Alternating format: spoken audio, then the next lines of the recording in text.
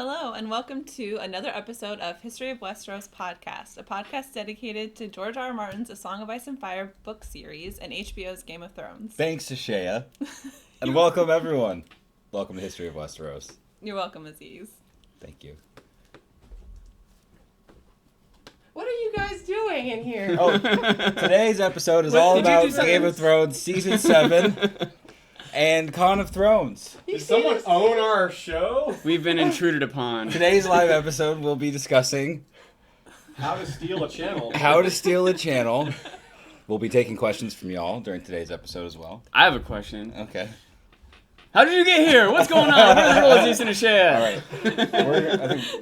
I'm going to take off your clothes and you guys can... in no particular order. In no particular order.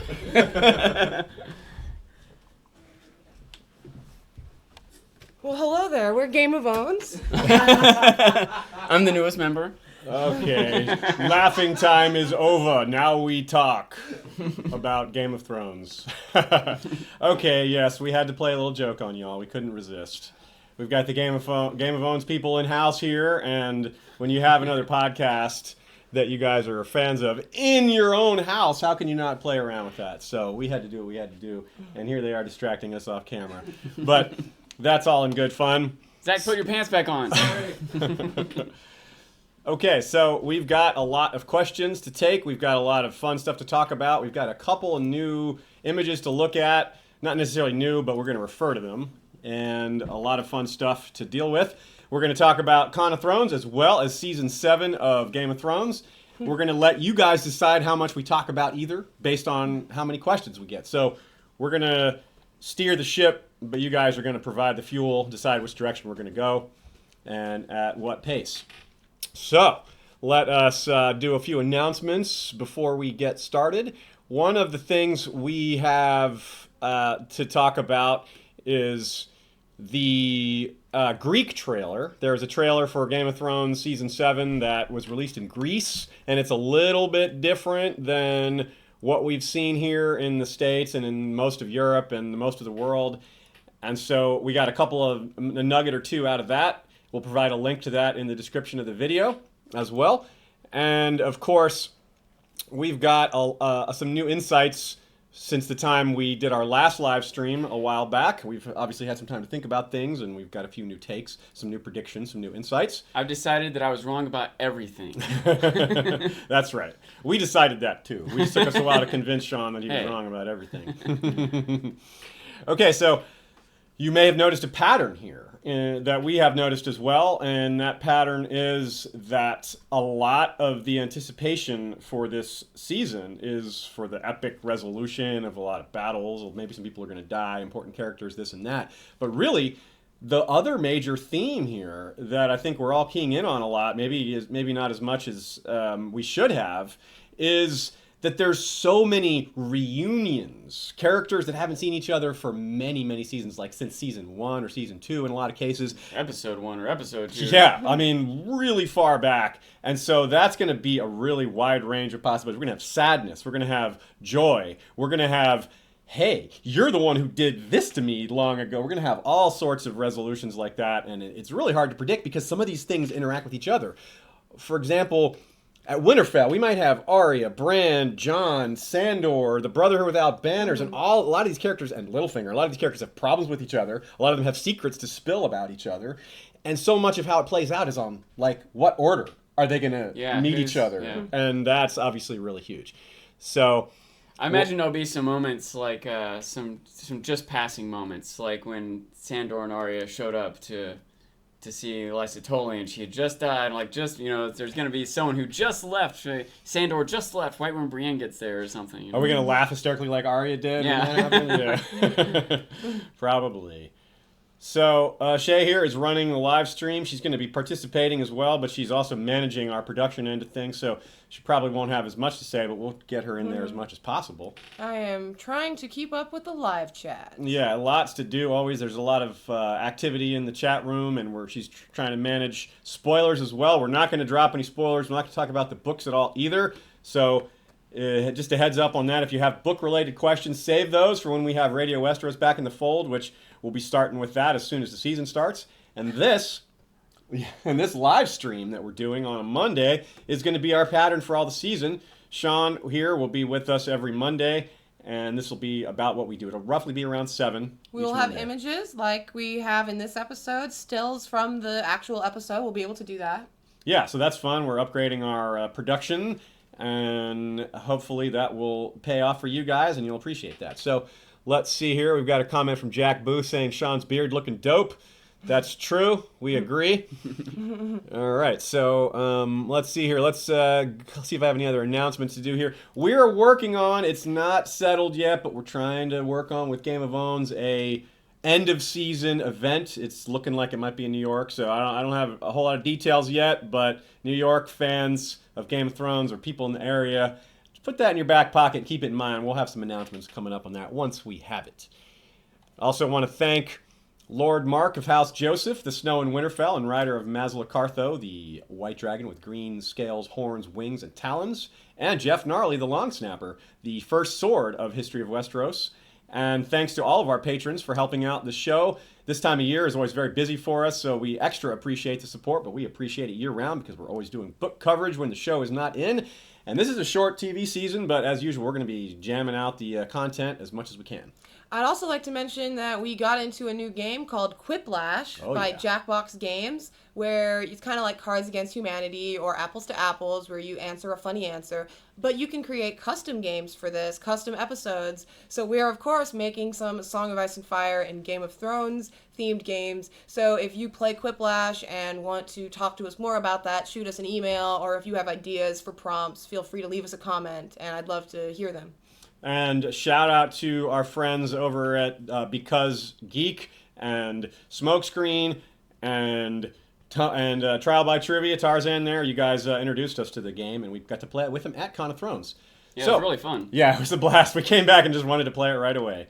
We even played it through Skype. It's so much fun. It's got catchy music also. It does. That's true. So Ashaya's definitely been hard at work making some Game of Thrones questions for it, and that is going to be a lot of fun once it's ready. The regular version of the game is super fun too. Highly recommended. Really easy to play, and we'll be coming up with ways for you guys to play with us because you can have a lot of members in the audience that can vote on which funny answer is the funniest, and that is a way for everybody. How many people can you have in the audience? Like 12? Apparently 14? 10,000 people That's can be in the audience voting on this question for this game, so that is We're definitely going to have some live streams with this. We're still working out how we're going to do it and who we're going to do it with, but it's coming. Yes, absolutely. Okay, so a couple other announcements. We have more to say about some of those friends that we met, some of the other channels. We're going to be chatting with them throughout the season, and we've got some collaborations planned. And the most soonest one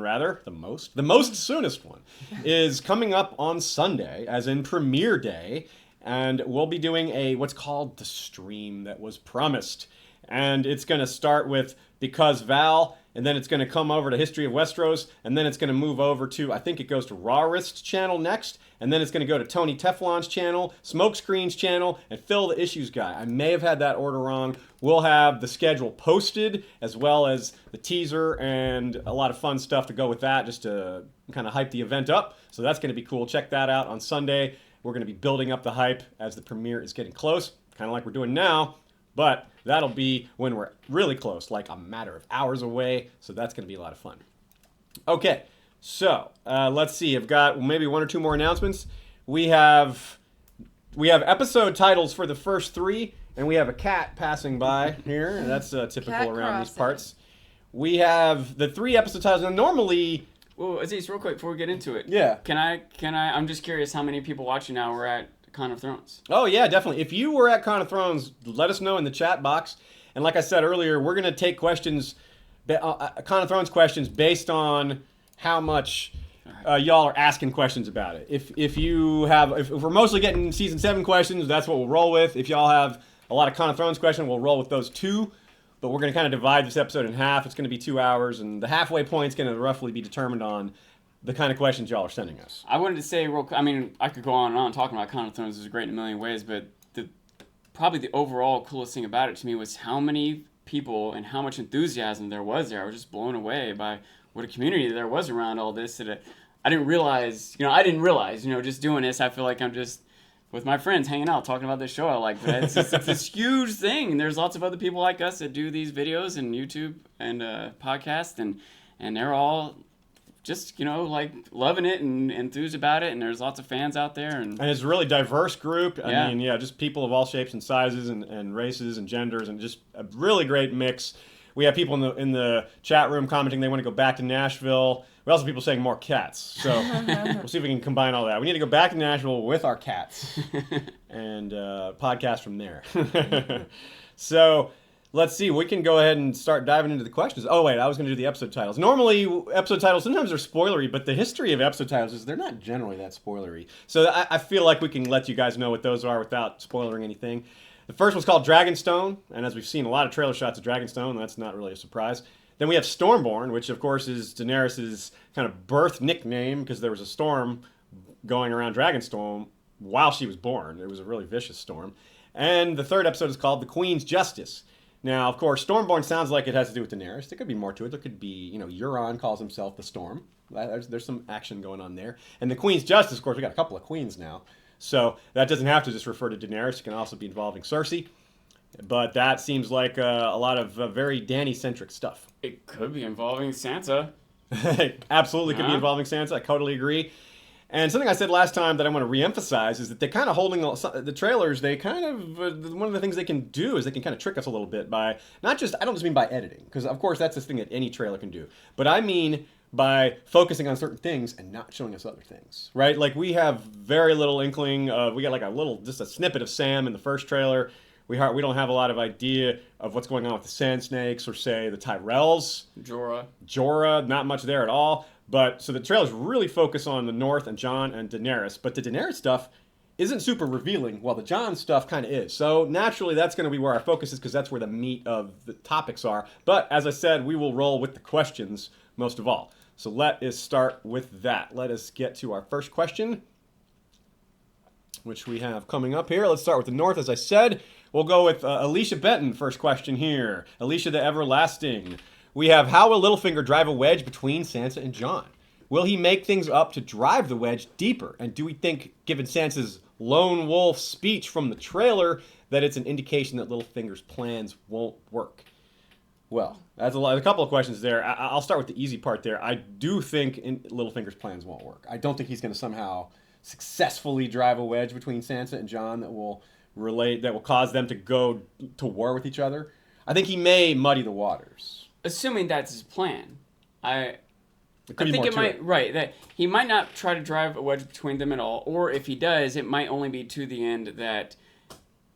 This is my thought. I don't know how realistic this is, but my thought is that he's trying to get Jon to go be king, so Sansa can be Queen of the North, and I think that puts him in a better position if he tries to court Sansa, etc., etc. I don't know how likely that is. I don't know how many people would be fans of that happening. But I could see that being Littlefinger's plan. Whether or not that will work, I don't know. Whether or not that requires driving a wedge between them, I don't know. I could see also him trying to push for something that will get Jon killed. Like, hey, that dangerous mission that needs to be done. Jon, you should be leading that. You might be right, but I don't think he needs to push for that. Yeah. John's just doing it anyway, right? It may not work. Jon already came back from the dead once. He's like, maybe I shouldn't try that because, This makes him stronger each time. Yeah, he just doesn't seem to bother him. He just comes right back and... Now everyone thinks he's the chosen one. Then he charges into battle and arrows fly everywhere. None of them even hit him. So, yeah, I guess he's worried about that. Okay, so also we have... What kind of things? I do agree that Littlefinger is not unlikely to lie to make his point. I don't think he has to lie to drive a wedge between them, but I think he will because, why not? That's just what he does. You made me think of something just now. I think if Littlefinger wanted Jon killed, he could have done it already in that battle. Like, remember how Cersei tried to have Tyrion killed in the heat of fog of battle? It's hard to know what's going on. Littlefinger easily could have had 2 archers, 2 snipers, or some guy. You know what I mean? Like, yeah, just make sure that guy dies. Yeah. It wouldn't work because Jon's immune to arrows. But, Littlefinger wouldn't have known that. But I feel like if Littlefinger wanted to have him killed, he could have done it, and he hasn't. That's my thought on that. So it's all the important characters to be immune to something. Dany's immune to fire. Jon's immune to arrows. Tyrion is immune to wine.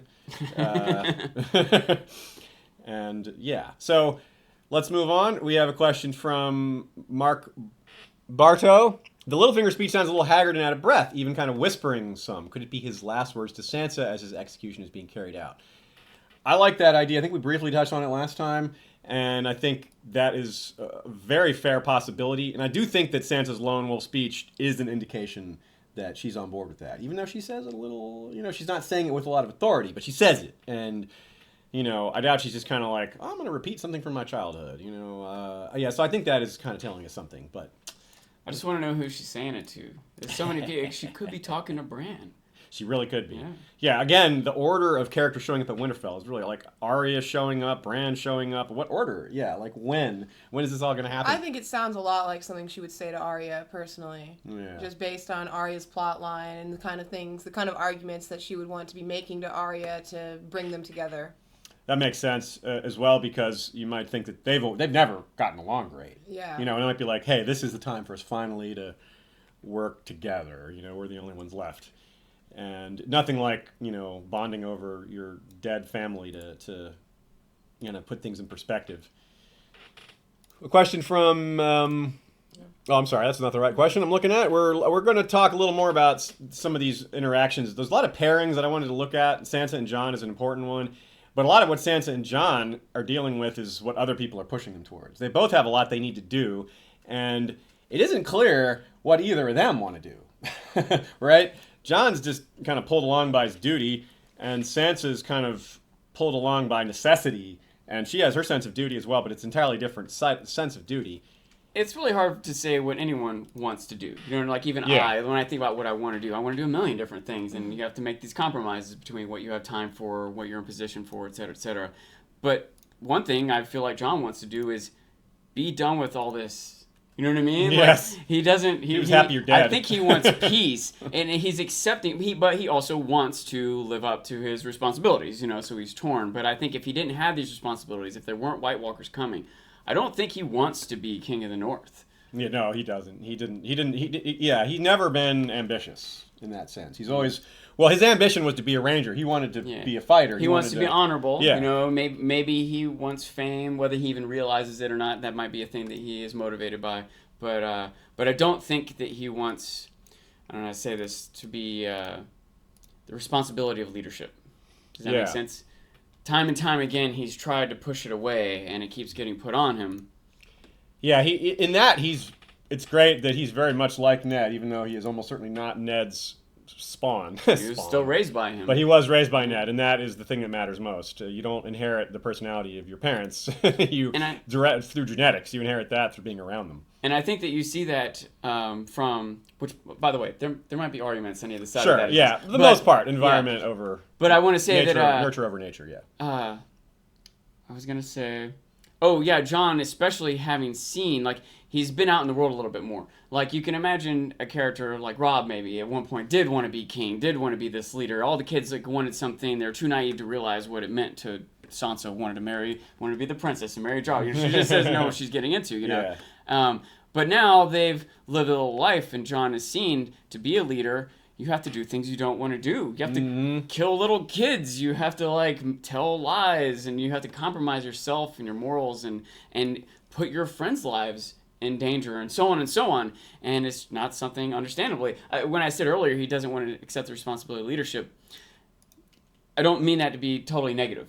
Because a lot of times people who do want to accept responsibility of leadership are willing to do some dark things. They're not always necessarily good people. They have goals in mind, like personal goals, selfish ends in mind. Yeah. And even if they're altruistic, in the end, they still are going to have to make a decision to cut taxes for this group of people, or wage war on this group of people, or betray their friend, prioritize their responsibilities to their whatever it is they're leading over their family, or whatever it is. And I think it's fair, reasonable, good even for Jon or whoever to not want to have to do that, to want to stick with their family or stick with their morals rather than be a leader and sacrifice those things. Yeah, it's a good recurring theme. Daenerys and Stannis and Jon and a lot of these characters have all reacted. I don't know why I threw Stannis in there, but he's a good example of someone that kind of... Yeah, it's not like he made any sacrifices for the sake of leadership. But he was someone who, whether you believe him or not, I tend to believe him, but he sort of saw being king as his duty, not his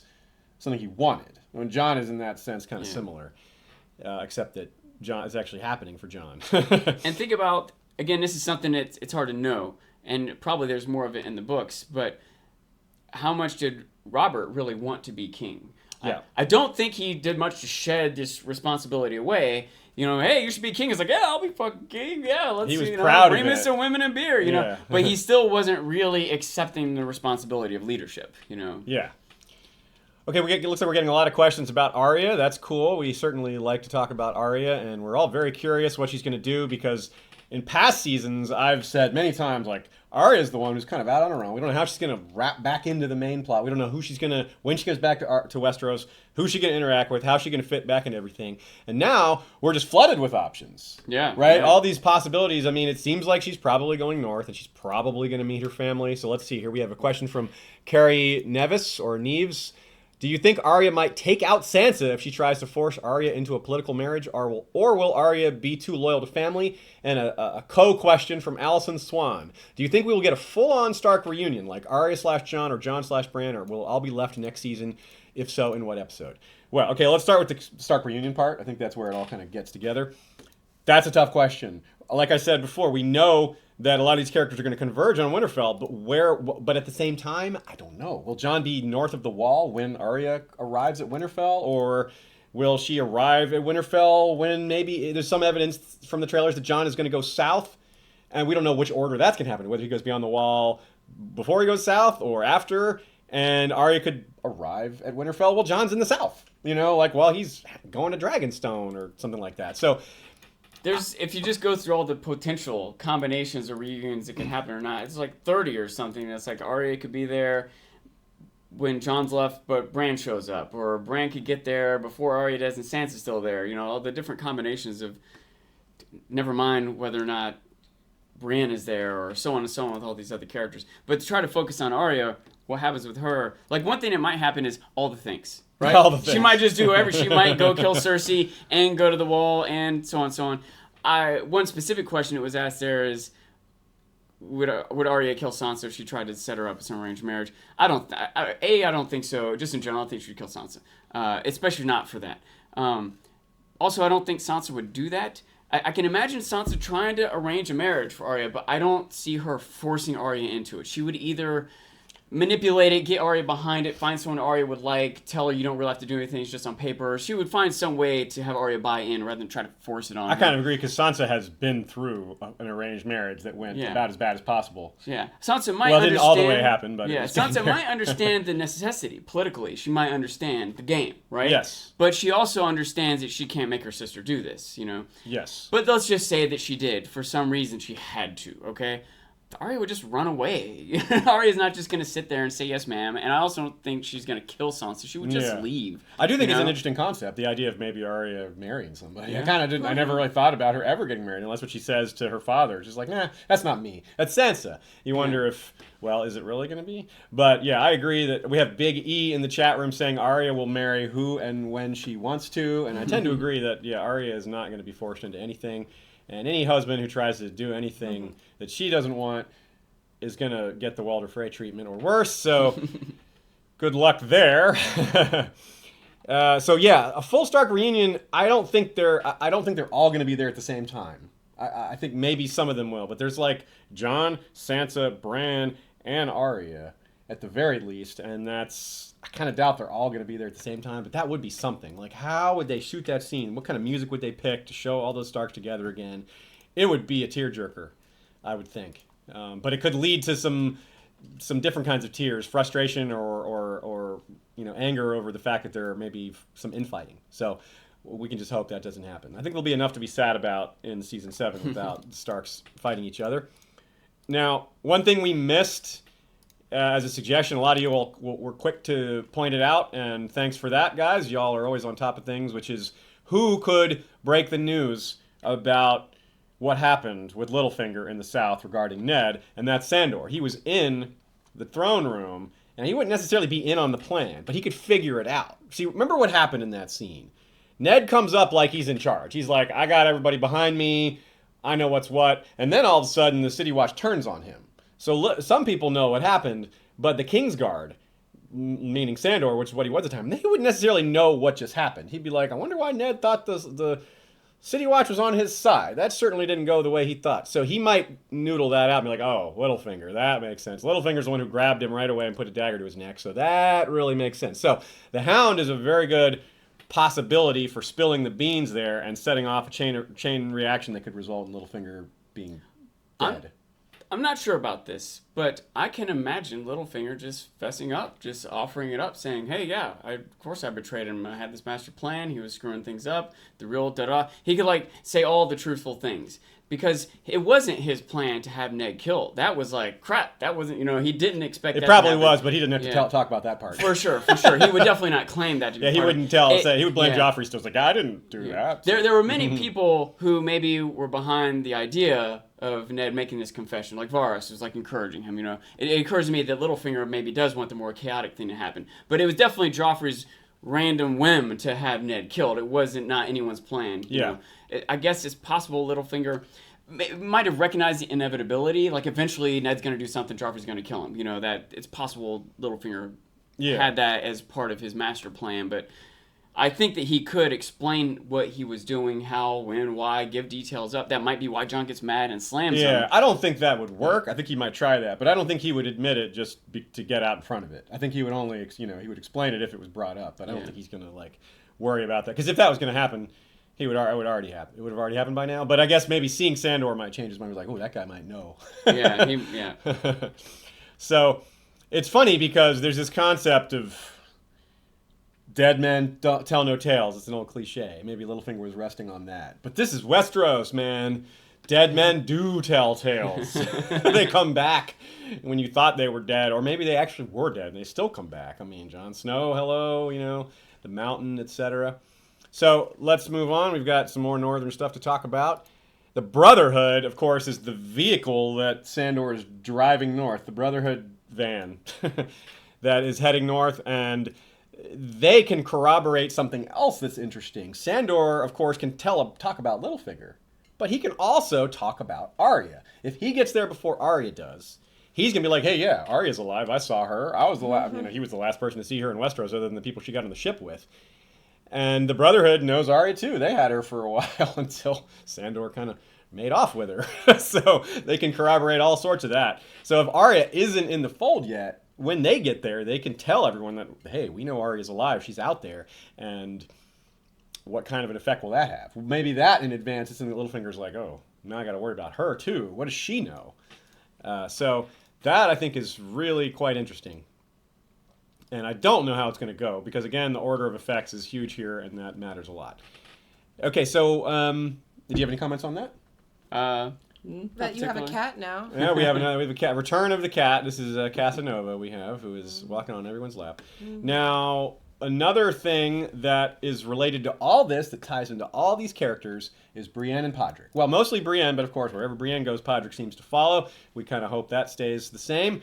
Brienne, she had a couple of jobs, right? She had things that she took really seriously. The main one, kill Stannis. And the other one, save Arya and Sansa. Well, Sansa seems to be pretty safe. Stannis is quite dead, and Arya is still out there. So if she wants to go hunting Arya, well, maybe Arya just shows up one day. He's like, oh, well, there she is. And then, so what does Brienne do? What is Brienne's role if Arya is safe? It's one of the questions we got in the live chat from Rob Swizzle. I don't know how to say that. Was what are Brienne and Sex God Pod going to do this season? Rob is Rob Storm. We have two questions from him under two different names. Yes. So Rob's other question is, does Brienne go north with Jon? Or perhaps will she provide Oathkeeper to somebody, say Tormund? Seems odd that the fact that one half of Ned's Valyrian steel being in Winterfell has not been addressed yet. Yeah, I think a lot of people don't even realize that it's ice. Yeah, I wonder if Brienne realizes it? I don't know if she does. I don't if know she did, would she tell? Would she go, hey, this is the part of your dad's sword right here. I got this from Jaime Lannister. I think she would try to return it to the Starks if she knew it was the Stark blade, so I don't think she would know. That makes sense. Yeah. They would have to reforge it because it's got that lion hilt on it. They would definitely like, oh, get that off of there. So here's a question. Let me give you my thought process. One other thing Brienne, had as part of her character, right? She wants revenge against it. She swore to Catelyn to find the girls. But she also, part of the reason she wants revenge on Stannis is because he killed the king. Yeah. Renly was claiming to be the king, and she was on the king's guard. if the king dies, standard, the king dies, the King's Guard, they just become the King's Guard of the next king, right? That king's heir. But Renly didn't have an heir, is the problem. So who does Brienne think is king right now? Jamie did tell her. Jamie did tell her, Brienne, that she would be defending Ned Stark's daughter with Ned Stark's sword, by the way. Oh, she does know. Okay, great. We knew she knew in the books, but this is one of those things that where we're like, we don't want to. Don't know if we crossed that stream there. So that's great. So that's another thing that's gotta come up. She's gonna, hey, this is Ned Stark's sword. That seems like that's got to come up. And if that's the case, pairing that together with the notion that Brienne maybe doesn't have anything to do now. Maybe she is one of Jon's companions that goes north.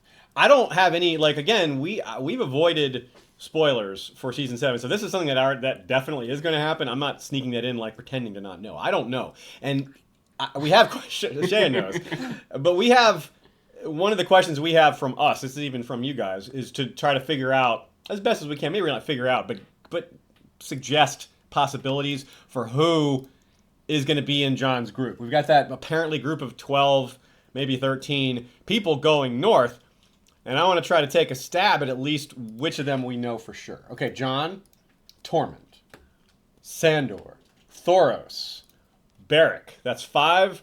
What about Dolorous Ed? There's some hint that Gendry is in this group of all things, which I would say that's spoilery, but the reason we think it might be the case is because there's a hammer visible there, and we don't know a lot of dudes that wield hammers, so that could entirely be somebody other than Gendry. But there's some dude, well, it could be a woman, someone with a hammer in Jon's group, and so Gendry is like, well, who else has a hammer? Gendry? I don't know. So other possibilities, Dolorous Ed, but then Brienne and Podrick are a possibility. So I think that's... Even with all those, it only gets to 9, so there's got to be a couple red shirts. Probably a few other brothers. Yeah, they may all be red shirts except Jon. That's another possibility, that everyone dies in this mission except Jon, which would be horrifying, but entirely possible. And another question is, I guess Ghost is almost certainly not going to be part of any of this because of logistics. Ghost, they can't move the real wolf to this filming location, as far as I understand. That's how I understand the problem. So Ghost won't be going beyond the wall unless they do full CGI Ghost, which they've never done before. They always do partial CGI. So that would be, and there's no gun in those trailers, so a lot of that. We did hear, I think it was the sound engineer, and at the con did an interview, and she said that the budget has opened up. The fandom has spoken, and HBO is willing to spend money they weren't willing to spend before. So maybe they will do a full CGI Ghost. Who knows? Yeah, I think she was talking more specifically about the amount of dragons, the presence of dragons in there, but it could be other things too. So. Yeah. So if you guys have guesses, non-spoilery guesses, if you already know, don't tell us. But if you don't, if you don't know already, send us your guesses on who you think might else be in that group with Jon, and let us know if you think Brienne will be part of that group. If you think Dolorous Ed will be part of that group, maybe Jon leaves Ed in charge, like he did last time. Part of that group. Ooh, Arya going north, that would be crazy. They could melt down Oathkeeper into 2 needles. Yeah. We have a question from Malesh Trivedi, who's asking, when do we think Jon goes beyond the wall? And why? And why? The why is tricky, very tricky. He's going to have a picnic. Cold picnic. One thing that kind of came to mind... For you Southerners, it's cold.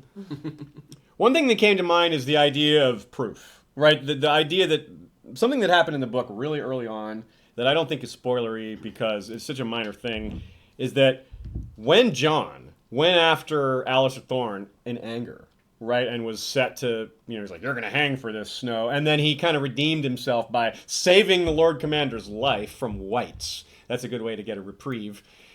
In the book, Mormont, to prevent further friction between those two, sends Thorne to King's Landing on a mission, and he sends him with a white's hand. And he's like, hey, this'll prove, people aren't just going to believe our stories about White Walkers and whites coming out like that. It doesn't work, though. But it doesn't work, right? Alistair Thorne's plan does not work because Tyrion is like, well, how do I handle this? And he doesn't like Alistair Thorne. They didn't get along. So he kind of delays it. He's like, I'm going to just keep putting him off. And during that time frame of putting him off, the hand kind of rots away. And it doesn't prove anything anymore. So I wonder if, we know we have these meetings. Well, a meeting at least, probably more. We'll get into that later. The idea that Jon is probably not just going to Dragonstone, right? If you think that through, it's like, well, if he's going to go for allies, telling the world that, hey, the White Walkers are coming, we all need to stop fighting, well, it doesn't make sense that he would only go to Dany. He would probably go to Cersei also, and maybe other rulers. But yeah. So we'll talk about that later, though. But in the meantime, it certainly makes sense that if Jon goes to Dany and is like, hey, White Walkers, Dany's reasonable, fairly reasonable. She may, have some problems with Jon because he's the son of Ned Stark and she's, that's the guy who helped kill her father. But setting all that aside, she'd be like, well, all right, I'm a reasonable person. I'm just going to say you're lying. Prove it. Prove that this is happening. And so maybe they're gonna trying to get capture proof. a white. Yeah, something like that. Yeah. So, or just maybe not capture one north to get proof. And one of the reasons I suspect is because that never happened in the book, and it made sense that would happen. So I wonder if that could be it, and if that's what's going on, then that would be, to answer the question, this would be very early on. This would be after meeting with Daenerys. We may have had a slight interruption there, but just in case, would you just repeat what you said a little bit? Sure. Going back to where? Just saying about you guys were speculating about whites and stuff like that. Okay. Just in case they missed us a moment. The general idea is that because the book gave us the plot of proving that the White Walkers and the Whites are a real thing, because the dead walking is pretty hard to prove. Maybe not to Cersei. Cersei's already got some proof of that. She's like, yeah, I got this guy right here. But to someone like Daenerys hasn't seen any undead yet, right? No, she hasn't seen any undead. She's seen some weird stuff. But, yeah. Anyway, so, it sounds like the interruption was brief. So Couple seconds. Okay, so I don't need to repeat everything. All right, so we'll move on. Okay, the joys of a live stream. You can't always predict what's going to happen. We're just lucky there's no storm today. Atlanta's been full of storms. We were worried that we'd have another one today. The storm god really doesn't like our streams, apparently, and tries to ruin them. He does like our streams. You guys were just getting too close to the truth there. Apparently. Okay, so while they're north, obviously things are going to go bad. We know that from the trailers make that very clear. We don't know how bad, but clearly they're going to get into some conflicts. So we have a question here from Rubber Rabbit 2. Rubber with 3 B's and Rabbit with 3 B's. Will Bran rescue Jon and company from the innumerable whites by the use of ravens? Okay. The trailer does seem to show ravens being used in some kind of battle. We don't know if this is related to this event. What's meaning this northern excursion, whether it's related to all the battle scenes we've seen. Some of them may be some other battle. Anything with the Night's King could be some other battle, but I think it's probably related to Jon. So if so, then it does seem like that the scene where Bran is taking over the ravens, it does seem like that's related. It also seems like he's disappointed. He puts his head down there and it's kind of like, ugh. And that could mean, that could mean very bad things. It could mean that it doesn't work. We also have a shot of apparently Jon, riding away on a horse. And that's confusing unless you consider Cold Hands. Benjen, right? Benjen's out there somewhere in the north saying, I'll do what I can when I can. He might show up to help save them too, and that might be the horse Jon rides off on. Because what other horse is there? There's no other shot north where none of them are ever, there's a bunch of shots where this group is in the north, and none of them have any horses in any of them. How does he get to that in the first place? Like, did they just head out on foot in the first place, or do they at some point get separated from their horses? I think they would have to because there's no fodder for horses up there. Like, there's no food for their horses. They can't carry enough food for their horses. They kind of have to go by foot because there's no food. There's no grass for the horses to graze on. They can't just carry all that with them. They can't carry food for 13 horses, So I think, so it does kind of make sense that they're on foot.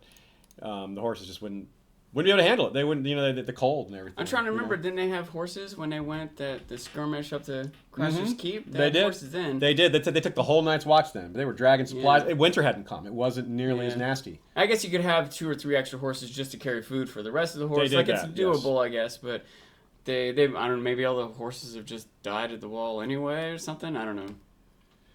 Okay, so let's move on. Let's see. We have some more connections. Let's see. We have Jennifer Taylor. Question. I have a season 7 question for your Q&A. Do you think we will expect to see Brienne north of the Wall this season? We sort of answered that. She has the Valyrian steel sword, so it makes some sense that Jon would want her to join them beyond the Wall. Absolutely. But she doesn't appear to be there in the shot of Jon's ranging party. I tend to agree, but those characters are all very bundled up. It's the only one who kind of really makes himself known is Beric, because of his sword that's on fire. That really can't be anyone else. Well, I guess someone could pick up Beric's flaming sword and use it. I guess that's possible. Really doesn't seem likely, though. And here is the part of the question that I think we haven't answered yet, which is from Jennifer. Also, isn't there a Valyrian steel dagger hanging out somewhere in the north? Why, yes. Well, in the north, assuming that Littlefinger still has it, which it seems to be that he does. We don't know where else it would have wound up. So, yeah, if that dagger is up there, it'll be really interesting to see if someone recognizes it or someone says, "Hey, isn't that same dagger?" And that could play into the whole, everyone meeting and greeting and spilling secrets at Winterfell. Who knows what? Or again, the order of these things happen in is huge. For what it's worth, if I was up there, dibs on this sword. You can have the dagger. Yeah, maybe they just melt it down and make like a Valyrian steel hairnet or something. Tie it to the end of a like stick and make a spear out of like a it. Valyrian steel like cutting knife for making food. Yeah, we decided that if Arya ends up with it, or if anyone ends up with it, or Arya in particular ends up with it after going through other people, she'll have to give it to Hot Pie. Because that is... you always see these commercials where chefs are like, look at the cutting power. It cuts through this and that. It's like, please. You haven't seen Valyrian steel kitchenware. That is some serious cutting power. Okay. So we've talked about Brienne and Arya. We've talked about Jon and Sansa and Littlefinger. All these different combinations. So much of it is unpredictable. I think we're going to do another couple of questions related to the North, and then we'll move on because we've got a lot to cover. From Mackenzie Smith. Do you think Arya will cross any more names off her list this season? And if so, who? Well, her list has kind of fluctuated. In Season 5, it was 8 names. In Season 6, it dropped all the way down to 4. So maybe she re-adds some of those names back on, which would include Melisandre. That would be one of the key ones that was removed from the list. It'll be really interesting if she interacts with Gendry again, for example, and can find out more about what happened there. It might change her mind or solidify her view on Melisandre. That's another reunion I haven't thought about at all. I mean, if Gendry is the guy with the hammer in that scene in the North, then he's at Winterfell too. And yeah, then he gets to reunite with Arya, maybe, if she's there at the right time. Wow, wow. I wonder what Gendry's thoughts on Melisandre are.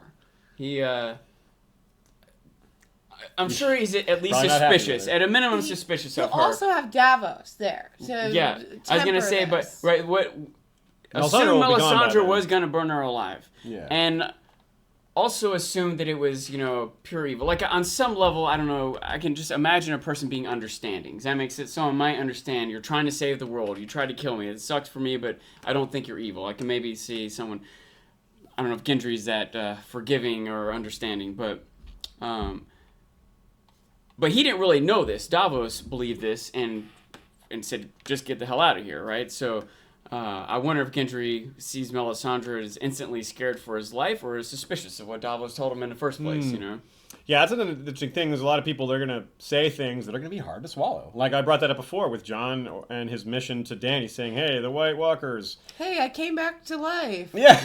It's like, yeah, they're raising the dead. It's like, they don't raise the dead. Look, I walked through fire. Yeah. You have dragons. How can raising the dead be so out of one? It's like, so they'll all just they kind of bond over how crazy the world is. Their own world's like, man, look at all this magical stuff around us. What is going on? So... Let's see, what else do we have here? Okay, another possibility. We brought up Brienne. And Brienne, defending Arya, right? Well, Arya, first of all, I briefly touched on this. Arya doesn't need defending.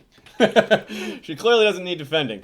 But part of that touches on another subject. She's gotten a lot darker, and she may be getting even darker because she's, got revenge in mind. It's been a long time since she, experienced love or friendship or any of these things, and it's going to be, this may be interactions with people that used to matter to her. We don't know how she's going to, whether she'll just slide back into this. She'll be like, oh, this is what feeling good is like. This is what it is to have friends again. I don't know if she can do that now. One thing in general about the show at this point especially is we're building up to a lot of these climactic clashes. There's more battles and action, and which is cool, and obviously people love that, and I like it too. But I also like these sort of character dramas. One thing I was really intrigued by early on is how Arya is on this sort of dark path of revenge, and it's kind of tragic for this young girl, even if she's, knows better than to want to be a princess, but she still doesn't want to be a murderer. It's not, or if she does, it's not like good or normal for that to be a path of a young person, girl or boy, right? Yeah. But that's her path, and it's kind of sad or scary to watch this unfold. And so, maybe she doesn't need Brienne to protect her, and maybe she's going to kill someone on her list, but maybe all that's really dark and terrible and isn't what she should be doing at all, and is anything going to break her from that, and would that be a rift between her and Sansa or Jon or other people just wondering what's happened to you, and them not understanding her not understanding them. And again, I don't think it means she's gonna kill them, but it might mean she abandons them. Screw you guys, go fight your zombies. I'm gonna kill Cersei. Yeah, I mean, don't stop worrying about Cersei. The real threat's in the north. You guys don't understand. No, you don't understand. Because she doesn't have, she doesn't have a lot of warmth towards Sansa. She never did, but she does have warmth toward Bran, and she has a lot of warmth toward Jon. A lot of warmth toward Jon, and that might be something that kind of maybe brings her out of it a little bit. But if she doesn't, if it's that'll be pretty tragic. If she's even seeing Jon isn't enough to kind of. We have a question from Urias Tosh. This is actually from the last live stream we didn't get to. It's more on point here today. How will the Starks react to new cold as ice Arya, and how will she react to soft emotions again? And that's just kind of what we've been talking about already.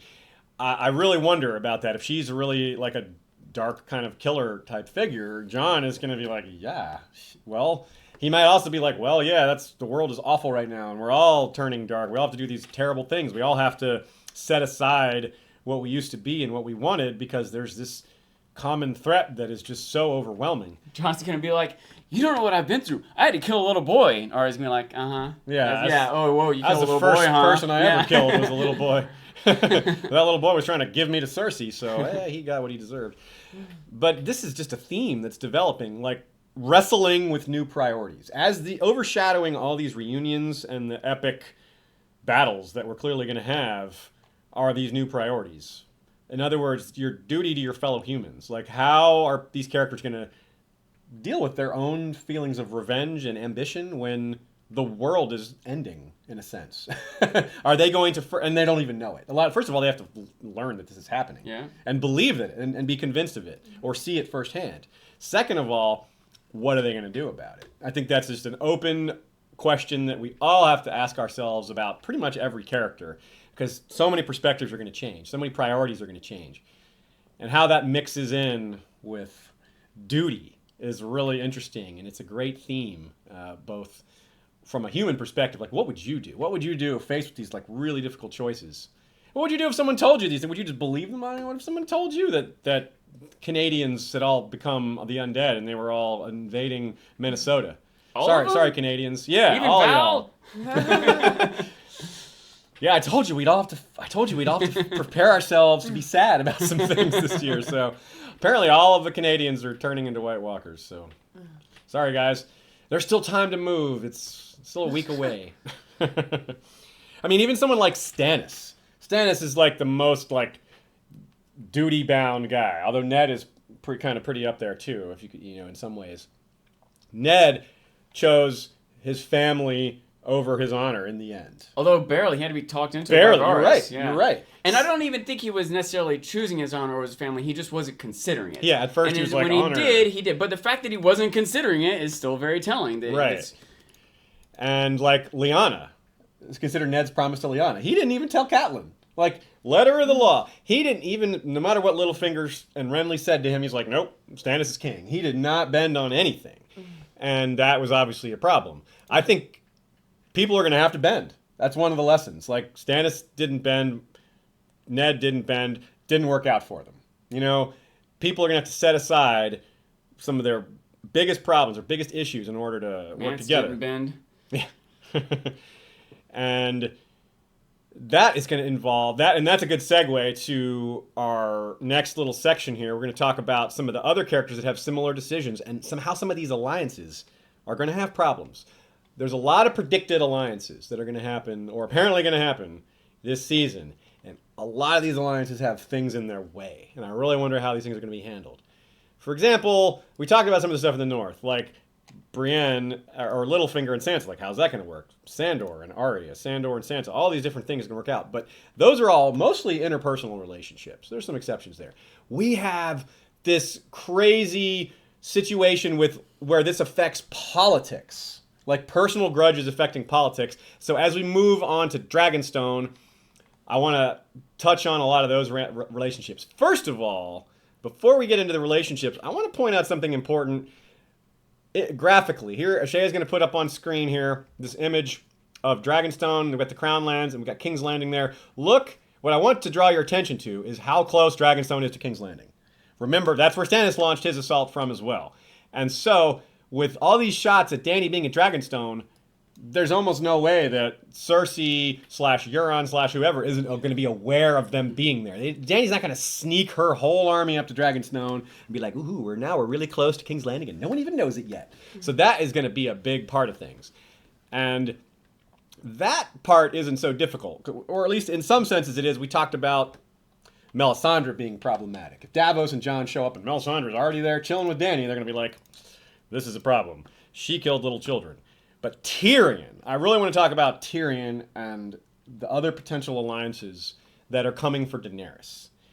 Daenerys is probably teaming up with the Sand Snakes and maybe the Tyrells if that scene at the end of last season is any indication. And by that scene, I mean Varys having that meeting with those two. And then we see the Plus ships. their ships, We see their the banners ships, on the yeah. ships with the fleet all together. So They're all together, yeah. So that seems pretty It set. seems past if to me. Yeah, okay. I agree. I was going to throw the if out there just in case, but I guess we don't need the if. So the problem is here, Tyrion with the Sand Snakes. Huge possible problem. They killed Myrcella. That is not cool with him. Even Daenerys might have a problem with that because that's killing a child. Second of all, Olenna arranged the purple wedding, arranged to frame Tyrion. He's not going to be happy with that as well. I think the first is an example of something that might be a real problem for a political alliance. Like, Dany may have a real problem working with those people. The second, I think it's something Tyrion's probably just going to have to swallow. He's going to be like, well, that sucks. They tried to kill me, but this alliance really needs the Tyrells. We can't not have the Tyrells as an ally just because they tried to frame me. And I can also see Tyrion on many levels being okay with it because whatever it takes to get rid of Joffrey, he might have been willing to sacrifice himself. And, like, you can imagine maybe if there had literally been some sort of violent moment where Joffrey was attacking Sansa, Tyrion would have stepped in front and taken an arrow. I think he might. You see what I'm saying? Like, I can see ways that Tyrion could justify this in his mind. Maybe also he's just a new man anyway. After he killed his own dad, he's given up on life. He was drinking himself to death. I could see how maybe everything's just water under the bridge. And I could see him moving past that for a whole bunch of reasons. But here's the thing. Even if this is maybe a little bit of a tangent because I want to continue with this idea of problems with the alliances of who's coming together, but also consider, I was thinking this earlier in the North, even if everyone does come together and with whatever problems they have in their past or revelations or secrets told or whatever else, they get past it all, join forces, recognize the top priority, zombies in the North, whatever it is. Even then, they're not necessarily agree on how to move forward. We should attack from the left. No, we should attack from the north. We should conserve energy. Where are the archers at? There still might be differences in how to manage the battle itself. So that's true. Very good point. Okay, so let's move on. Actually, one last thing. Yeah, responding to what you said there. Maybe Tyrion is like, all right, I'll swallow this. We'll work with them, but I'll have my reckoning when there's peace. I'll get them later. Like, maybe he's like, all right, I can put this off. Yeah, you can't imagine he isn't upset about them killing his defenseless little niece. That's the one he won't let go. Right, Like, he might himself be okay with the attempt on his life, especially since it turned out okay. But he won't be okay with the attempt on an innocent, it's a successful attempt. Yeah, a successful attempt on not just a young girl, but an actual family. Family? Yeah, I had to think a second. Who's the real? Yeah, still a nephew. Just and niece. More of his niece. From both sides. Yeah. Okay, so we have a question from Rabea, Lady of Waves, Captain of the Iron Shadow Cat. Tyrion will likewise have problems with Olenna if he learns that she tried to frame him for murdering Joffrey. As I said, that's a very good catch there. And Rabea predicts the Tyrells are too important to break off, but the Sand Snakes. This is very much echoes my thoughts, and it's, as I said, the severity of the crime I think plays into this too. Not only are the Tyrells probably a more valuable alliance than Dorne, but Olenna's crime was not as grave as the Sand Snakes was, and not as personal. Yeah. So I do kind of see it going that way, but we'll see. Some people think maybe this will be just an easy way to kind of shove the Sand Snakes off to the side again, because they never have cared much about Dorne. They just want to get it over with. I don't think it'll be that easy. I think the Sand Snakes, we don't see them much in the trailers or hardly at all.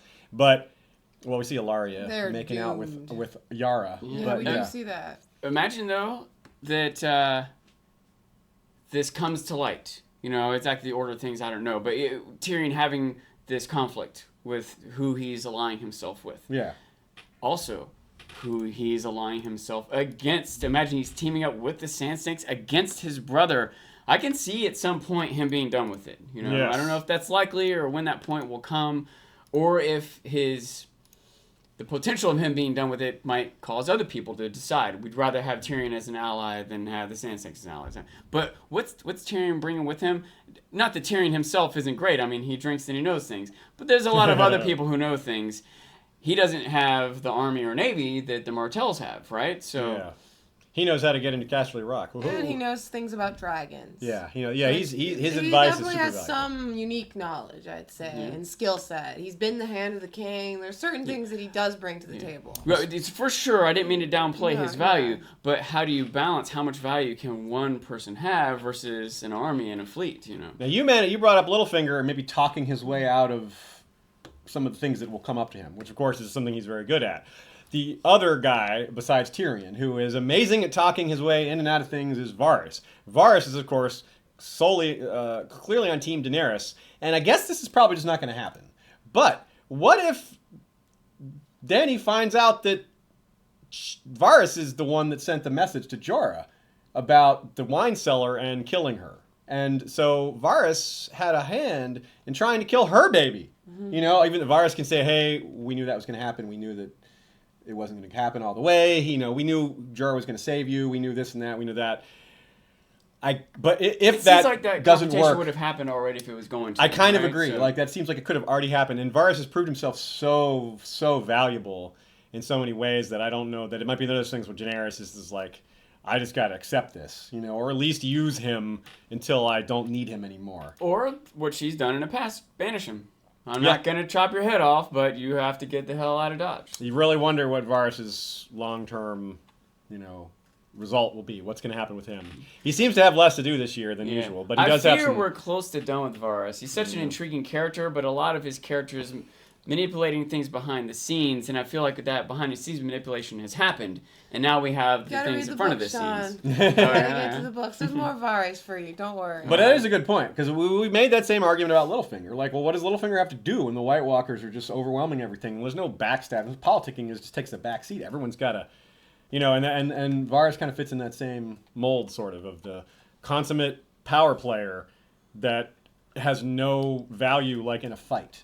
Littlefinger is obviously a shady character at best and somewhat unpopular. Yes. But I still want to see the silver lining in him. I always feel like all the characters have other sides to them, you know. Yeah. But partly because before I even started watching the show, I had friends like you guys who had read the books and loved them and would talk about them. And like going into the episode 1, I had friends that were like good, intelligent people who thought Jaime was great. And so I knew there had to be more. He couldn't just be this chauvinistic. Right. So I knew there had to be more to it. And so almost every character, however good or bad they seem to be presented, I feel like there's another side to their coin. I mean, even with characters like that, like with Littlefinger, you see his backstory and you see why he is how he is, why he has these compensation issues and trying to make himself seem better than he is and have a position of power because he was so powerless throughout his life. Not just that, but a willingness to, I don't know how to say this, but put his money where his mouth is. He joined the tournament. I can see Littlefinger charging into battle. I can see him on a horse with a sword and an army behind him. He was willing to fight Brandon, yeah. I mean, that may have been the, youthful naivete, but yeah, he doesn't lack bravery. Yeah, I was going to say, I think not only is he brave,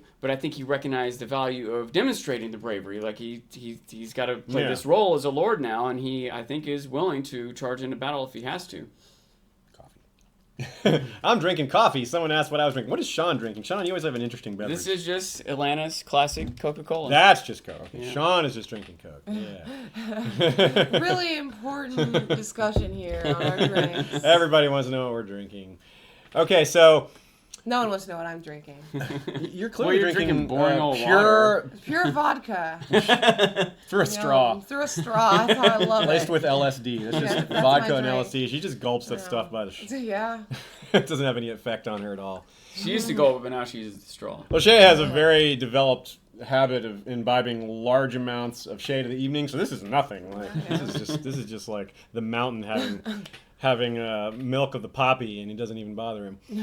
Okay, so more questions. We have a lot of people that want us to talk about Euron in ways that kind of border on book to show crossover, so we'll save that until for our first episode with Radio Westeros, we'll have a lot to say on Euron, Book Euron. That's going to be one of the main features of our Book to Show episodes with Radio Westeros this year, is talking about characters like Euron, who we know or seem to have a large role to come still in the books. So that we'll save for there, so we'll hold off on that for now. But on topic for Season 7, the ship-to-ship battle that we've seen a lot of shots of. It looks like, we got people, we got fire, we got boarding parties, we got Euron with a giant axe, we got Theon and Yara looking intimidated and kind of scared.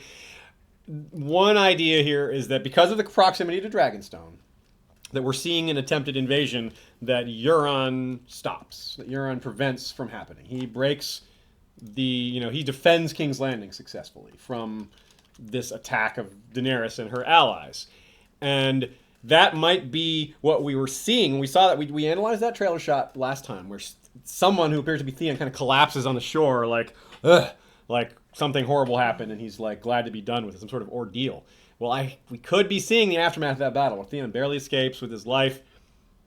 Sadly, Yara's nowhere to be seen there, though. Kind of ominous for her.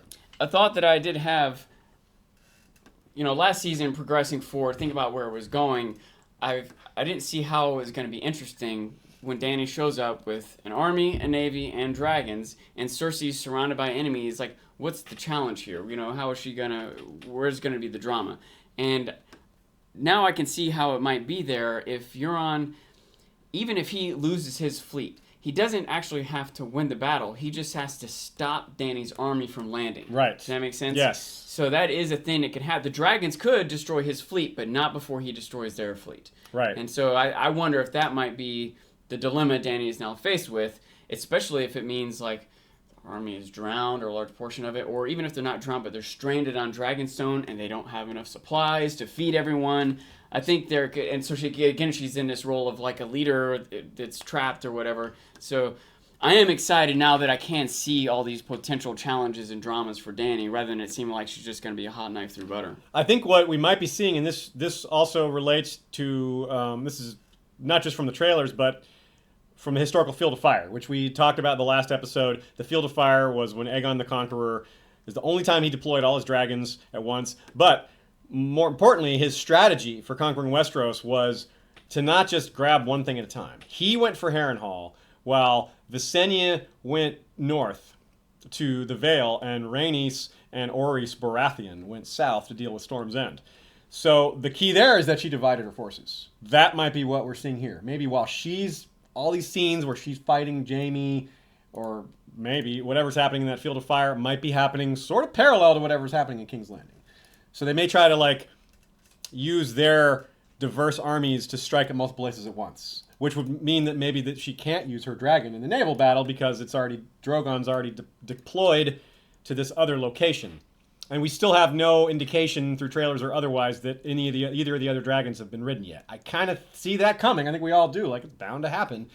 But the trailers aren't spoiling that yet. So whether any other dragons are part of these battles, I mean, you kind of think they will be eventually, but this early, I don't know about that. I really don't. I kind of think that's coming rather than something that's going to happen soon. You could see maybe Dany having a multi-pronged attack too, if she has maybe some small commando force is sent to Casterly Rock while she tries to make an assault on King's Landing with the Navy, and maybe part of that is Tyrion taking one of the dragons. Yeah, with a showdown absolutely. with Jaime and et cetera, et cetera. Well, one of the things we learned from the new trailer is we got a new shot. It's not really something we learned. It's just a cool new shot, and I want to put it up here. Thanks to Ashaya for putting this up. This is from the Greek trailer that we mentioned earlier. This is a really cool shot of Cersei. Now, and that's the Mountain with her. That's his new armor. They both have a new look. Cersei's still in black, which is appropriate. And it makes me wonder, at the end of season 6, she's seen seizing power. And everyone's like, yay, Cersei's queen. And she's got her, authority there with her her power garb there, whatever you want to call it. She looks really in charge. And she's got her Kingsguard with her. And Jaime's like, oh, what did you do? That's the thing, though. What does everybody else think she did? They kind of would guess, did she do that? Did she blow everybody else up? But she's wearing mourning. That's the thing about being in black. Yeah, she's in mourning. So she's maybe trying to play it off as, I didn't do that. Who can spill the beans? Who is still alive that can tell anyone who mattered. And even that, even if there was someone out there who knew, who could they tell that even mattered? So there are some people who might have survived, that figured it out, who would be on her side. Yeah, screw the Tyrells anyway, or we support the Lannisters. And ones that were on the other side of it, like, you shouldn't have done this. Have him killed. Yeah. There's a widely made prediction is that she's devolving into a Mad Queen, a new Mad Queen, sort of like how Aerys was the Mad King. And that's kind of funny because Daenerys is the daughter of, and she'll be perceived as the Mad Queen by some people, maybe from a distance. She's got dragons. She's got all these foreigners. That's gonna rub some people the wrong way. The wrong religion. And people will certainly be propaganda. Like, Daenerys is this evil, like Cersei will certainly be like telling people, hey, everyone, this is the evil, they'll try to spoil her image before she can right that ship herself. So, yeah, I see Eliana Reyes, thanks for the comment here. She says maybe she tries to pin it on Tyrion. He used it in the Blackwater. The imp is still in King's Landing blowing up our septs. That's not a bad thought. Blaming things on Tyrion tends to work. And he did use wildfire. That is a great idea. I had not thought of that. So let me give a shout out to the Maester Monthly podcast that Eliana is on. It's a group of people mostly formed from Reddit. And they're, of course, the Reddit community is very knowledgeable on A Song of Ice and Fire, Game of Thrones in general. So you all know that they know what they're talking about. So check them out. That's a new podcast. And yeah, good stuff. So what else we have here? Now, here's another shot. This is actually from the first trailer. And Shaya's pulling this up here. I was wondering what was going on here in this shot. And I know some of y'all probably had an idea. But in full motion, what's happening is it looks like a fireball, like a gout of flame that looks like it's shot out like a dragon. It really looks like dragon flame coming above someone and just as they're falling into the water. As in they jump in the water to avoid being flamed. So the popular first take on that was that it had something to do with the scenes with Arya and... Not Arya, rather, but Yara and Theon and some of that ship-to-ship stuff. Didn't work for them changing that name. No, Arya, Asha, yeah. They're also similar. But now I'm going to give a shout-out to Tony Teflon. I think Tony Teflon gave me this idea. Apologize if someone else gave it to me. This was at Con of Thrones. I brought it. We were talking about the fact that it kind of looks like Jaime's got his sort of suicidal charge thing going on. Tony pointed out to me that, hey, Bronn was in some of those trailer shots, but he's not in the later ones. And maybe just what we're seeing here is Bronn stopping Jaime's suicidal charge, tackling him just as the flame is going to hit him. Some sort of a lake or a river or something. Yeah, because Jaime does ride by a small pool of water. It looks just like a puddle, but it could be bigger than it looks. So there is water there. So that does fit. So that would be great because it means both Jaime and Bronn aren't dead. At least yet. So, because we're all feeling kind of like, doesn't look like there's a lot of hope for Jaime. But maybe this is a bit of a bit of hope to cling to. So thanks to Teflon for that theory. I like it. Tony's good with the theories, and that is good evidence of it right here. Okay, hey, let's move on to some questions. We got some more Cersei and Jaime questions here from Lord Commander Daenerys Flint. That's Christy House. Thanks, Christy, for the question. Is there no rift between Jaime and Cersei after the end of last season? The trailer makes it seem like they're on good terms. So how is their faking it be? A lot of people predicted that because of this whole Mad Queen idea, and Jaime's the one who had to kill the Mad King, maybe Jaime has to kill the Mad Queen, which would be just perfect tragedy in a lot of ways from a high level. It's like, oh man, this guy goes through this whole arc and he has to kill his own sister, the one he loves, as a matter of duty, because of, and just kind of sully his name, even though everybody will think, well, he did the right thing. But he killed his own sister. It's kind of the same thing. He killed Aerys. And everybody's like, yeah, that was a great thing to do. Killed Aerys. Except nobody treats him that way. Everybody's like, you broke your oath. That's the thing that everybody remembers. And he's going to be a kinslayer if he does this. Even though it'll probably be maybe very, very justified. The right thing to have done, but still he'll... But will it even happen? Like, we see Cersei maybe in... All the shots of Cersei are her indoors. And we have all these shots of Jaime kind of walking along the battlements outside King's Landing. And then we have him at, deployed in battle at the Field of Fire, new Field of Fire. If he's captured or killed in battle, well, he certainly won't be killing Cersei. So I kind of wonder I don't know. From the trailers make me think that's not going to happen. Or it'll happen much later. Maybe he'll be killed with Cersei. The two of them together captured and executed. They came into the world together, apparently holding each other's arms. They could go out that way. That would also be, but there's a lot of poetic ways for them to go out. Some of them less tragic than others. So that's a very good question. pretty hard to tell where it's going to go. But I kind of lean towards them going in another direction. As much as it seems like it might be going in that direction in the books, but that's neither here nor there. Tyrion and Jaime's reunion is another question we have here. And that's a great question. First of all, will they even have a reunion? We know they'll be pitted against each other on opposite sides of the battlefield, but will they actually have a face-to-face? I don't know. I really don't know about that. That's really tough. If they do have a face-to-face, that's another thing that could get ugly and could maybe derail the meeting. I don't know if they have like peace talks and Jaime and Tyrion just argue the whole time. I would love to see a scene of Jaime, going as an envoy or maybe just on his own to meet with Dany or whoever else. Just to discuss, maybe on some level, Jaime might be like, she's crazy, I can't betray her, but I don't want her to die. How can we work this out? I could see something like that happening. I can't remember if I talked about this when we talked about the trailer, but something that, I don't know how likely this is, but I think it would be very cinematic, and I would love it if that scene where Jaime's charging, if what he's charging towards is Tyrion on a dragon. Whoa. In a battle that's all but lost, and Jaime feels like he's lost everything anyway, and he charges in, but Tyrion just can't kill his own brother, and Tyrion just flies the dragon off. Just can't do it. And Jaime's just left on his battlefield alone. He knew how killing his father made him feel. He's not eager to repeat the feeling of killing his brother, who he actually used to like. He never really liked his father, for good reason. Okay, so a question from Sam Forsyth. Is Dragonstone attack on King's Landing a decoy to draw all forces from the west and the real invasion through Casterly Rock? Well, that fits in kind of with what I was saying. It's a alternate sub-idea to what I was suggesting with them maybe making multiple attacks at once. They may make these multiple attacks at once, not just to divide the Lannister forces, but if they do it in a certain order, like Sam is suggesting, it may create an opening, right? And we can see from the planning session, Tyrion, and they knock over the lion on the map in one of the trailers, which just kind of shows that almost, it's either and then Casterly Rock will fall, or it might be, Casterly Rock has fallen. So I can see them drawing, kind of doing that. It's good. It's a good idea, Sam. That's a good possibility that this is some way to make it look like King's Landing is the focus, and it makes sense. King's Landing would be that's the seat of power. That's where the Iron Throne is. So they would buy this. They're attacking here. Of course, that makes sense. But I'm drawing a blank. What was the uncle? What's Tywin's brother's name? Kevin. He's back at Casterly Rock. He's dead, right? How did he die? He was at the Sept. He was there? Okay. Yep. Yeah, he's dead too. The last I can remember is him saying, I'm going back. Yeah, no, he was cleaned up nicely like so many others. So many people were there. Kevin and Mace and everyone but Olenna and the Tyrell family, basically. Yeah, just nasty. Bam, bam, bam. So, poor Kevin. We hardly knew ye.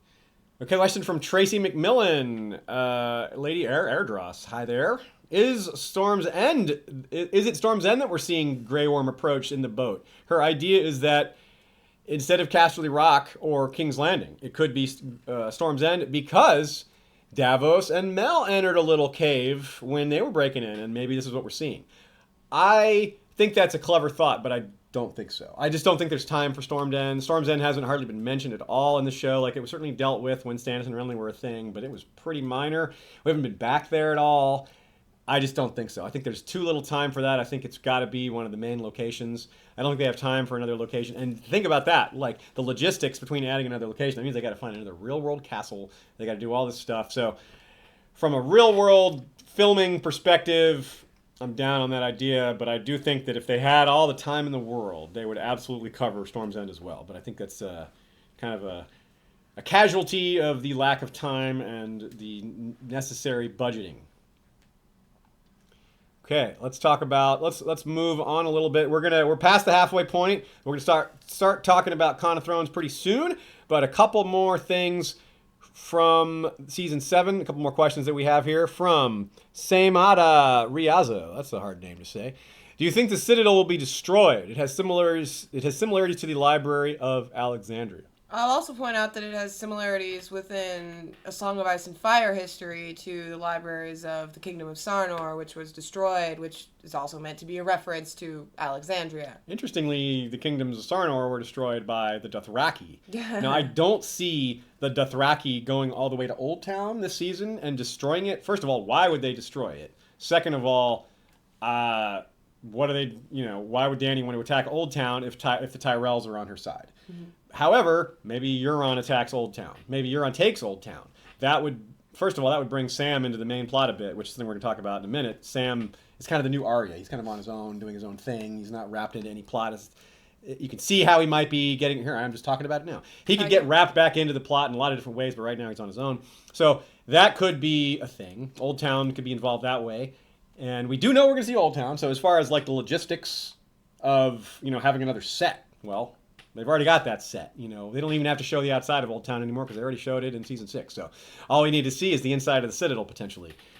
So I do think, I don't know about it being destroyed, but I definitely think there's a strong chance of it. I feel more strongly about that happening in the book for reasons that have nothing to do with this episode. But because it might happen in the book, that always makes you think maybe it's going to happen in the show too. But kind of like Storm's End, I wonder if they're just they just don't have enough time for it. But I think it's a lot more likely that they have time for it than they do Storm's End. Let's put it that way. Question from Armando Echevarria. Just want to say, love your podcast and videos. Question, do you think we might see some more of House Dane in Season 7? And do you think, guys think that at least Dawn will play some role? Sadly, no. I don't think. First of all, thanks for the love. But no, I don't think. I think the Danes are a casualty of the TV show. They gave a little nod to Dawn by having Arthur Dane's sword have a little Dawn symbol on it. I think that's all they're going to do. I really don't think the Danes... There's been no Darkstar. There's not even an Edric Dane. So I just don't think so, which is They're too saving bad. all that for a spinoff. Yeah. The Danes, yes. Dane to Dane will be the show. Yeah. Now we have a question from Alexander Wilson. What are your overall expectations for season 7? Okay, well that's a pretty Epic. big... It's a pretty big open-ended question. So let's do this. Each of us will make a couple of brief predictions because that's too big of a question for us to Those take are as a mine. whole. I'm going to be accurate. All right, Shay's got her. Sean, Spectacle. you have some just basic 2-minute expectations, like major things you're expecting that we haven't talked about. That we haven't talked about. Yeah, it's kind of tough. I kind of put couldn't you on the give spot mine. there, didn't I? I gave a glib answer to be clear because I can't speculate on the season because I'm fully spoiled on everything. Yeah, she is not. She did not avoid spoilers like we, which is why she's perfect to manage our chat window. If anyone does you guys drop a bring on the spoiler, spoilers, she I'll knows block who's you. being naughty and who's being nice. It's hard for me to talk about because there's so many potentials, and I'm still like absorbing all the little bits. Like I feel like I'm absorbing all the little bits of information that's out there. One thing I've learned this past couple weeks, there's a lot more bits of information out there than I ever knew, and trying to process them all. Literally, people have made it their job, and I've been impressed with how much investigation people do. Looking into footage and behind the scenes and interviews and how much there is out there.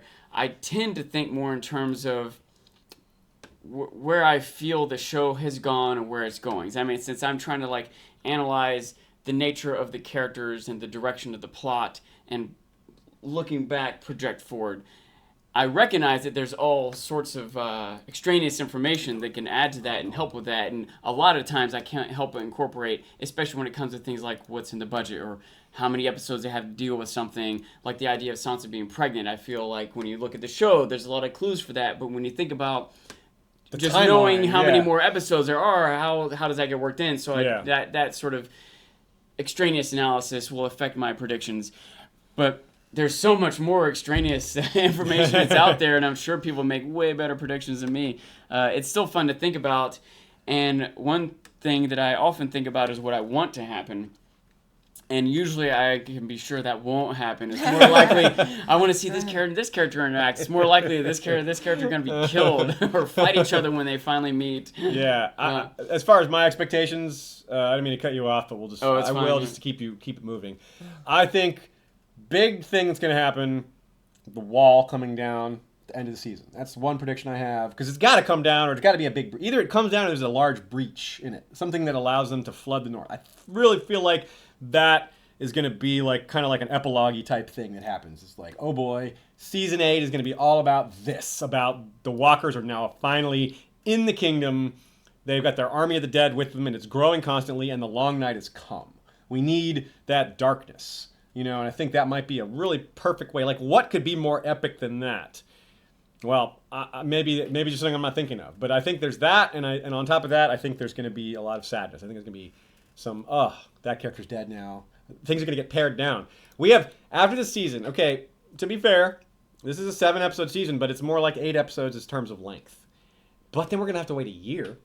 Apparently, that's the almost confirmed rumor at this point. Maybe it is fully confirmed at this point. And then there's only gonna be 6 episodes for season 8. But they're already talking about like feature length episodes. Each one is like a feature film. Each one being an hour and a half long or something. Yeah, so we think things are gonna wrap up quicker, maybe quicker than we thought, or not as quick as we thought. Like in some way, from a book perspective, it's like, how can they do all this stuff in such a short period of time? Well, that's part of it. Is they're going to extend these episodes and make them like really long. So, but they really want to leave us. I think they really want to leave us on a big cliffhanger moment. Pretty sure it said we don't get it in 2018. It'll be 2019. Oh, I meant to say 2019. Yeah, I meant you're right. That's what I was talking about, but I said the wrong year. Wait, is it a 2-year wait for the final season? Yeah, there's going to be a season which is part of the reason I think they need to really hit us with something. I'm out big. of here. So that's why I think they're going to hit something really big at the finale, like something that will like, oh man, we got to wait so long to keep the anticipation. Like, oh, we got to wait for 2 years. So I think that's what they're going to do to us. They're going to hit us with the wall coming down and be like, boop, now you got to wait 2 years. Well, all the show people will get just a hint of what us book people feel like. You know, that's nothing. A wait of 2 years, that's nothing, folks. It'll give you time to finally finish A Clash of Kings. Yeah. Fingers crossed, everybody. Yeah, and it'll give, speaking of, that'll give George R. Martin more time to finish The Winds of Winter, so maybe he can beat Season 8. He's obviously not beating Season 7. That's clearly... Unless he Beyonce's it or something. That would be the biggest moment. That would be so huge. He's like, screw the show. I'm going to release The Winds of Winter the day of Season 7's premiere. He's going to announce it July 16th. What would we do if he really did that? I mean, I have no idea. That would be so crazy. Crack up. What would we do? Yeah, I would crack up too. It would be. I would crack up like Arya does when Lysa is like. I would just be like, ah! It'd be like that insane, like, what do we do now? Laughter. Okay, let us. We'll call this the midpoint of the episode, even though it's well past the midpoint of the episode. With that, I've got some shout outs. I want to give shout outs to our Sellsword captains, our Ironborn captains, and our Northern champions. And then we'll move on to Con of Thrones chat and maybe a few more Season 7 questions, depending on how it goes. So first off, thanks to Peter Blaze of the Emerald Isle, captain of the Werewood Wanderers, to long lives, quick deaths, cold beer, and warm women. Daegron, Marshal of the Axe, captain of the Red Tide. Resistance is futile. Daegron, I wonder, did we meet you at Con of Thrones? We met so many people, and I know you said you were going to be there. I hope we got to shake your hand, and I'm sorry I forgot if we did. It's such a blur. We'll be talking about that, why it was such a blur in a minute. Garyon Pike, wielder of Grave Embrace, of Valyrian Steel Axe, captain of the Iron Wave. Iron's kiss is eternal. Excellent. Chiron Carlsbane is captain of the Stone Shields. The torrent breaks upon the stone. Captain Kithik Deadeye is of the Scarlet Longbows, pierced by darkness. Caribou Shard, captain of the Walking Drum. Yol Bolsan, which translates to May There Be a Road. Hema Helminth, captain of the Whispering Children. Dead men tell no secrets. Lady Lajara Dajo, the Iron Lily, Master Archer, and Castellan of the Summer Island Keep, Arboreal Point, captain of the all-female Wailing Widows. Women and children first is their motto. And welcome to Cody the Crimson, Bastard of Bracken, captain of the Red Waste Exiles, and recruiter of the Free Folk. Shout out to my Free Folk peeps. Iron Captains. We have an Ironborn set here of Patreons, led off by Kathleen the Ruthless, captain of the Night Terror. Black Matos Stormrider, captain of the Rusted Hinge. And then we got to hang out with Matt at Con of Thrones. Hey there, buddy. Rebea, Lady of Waves, captain of the Iron Shadowcat, who had a question read today. Tusk Shield, Breaker, captain of Kraken's Fury. Oisin the Wanderer, captain of Naga's Living Flame. Sir Selvus Redblade of White Harbor, captain of Trident of the North. Lord Chucklaws, captain of Drummond Nightblood, Destroyer of Evil. Another first time being read there. Also, we have Northern Champions. Jay Wilson, Winter's King. Sir Stephen, the Hammer of the North. Winter's King, Lord of the First Men. Lady Erdros, Mother of Wolves, who also had a question read today. Sir Daniel, the Sneaky Russian. Sir Brian the Return, Knight of the Last House. Wielder of the Valyrian Steelblade Red Song. And finally, last but not least, Sir Kobe of House Stonesmith. Words are wind, deeds are stone. You've got a lot of champions. We gotta do. get in some fights or something. We're well represented. Yeah, we're ready for the long night over here at History of Westeros, especially because we got sunny Atlanta here. It's nice and warm. We're ready for the winter. In the middle of July. We're always ready for the winter in the middle of July in Atlanta. Ready. Yeah, that's why she's wearing a beanie, right?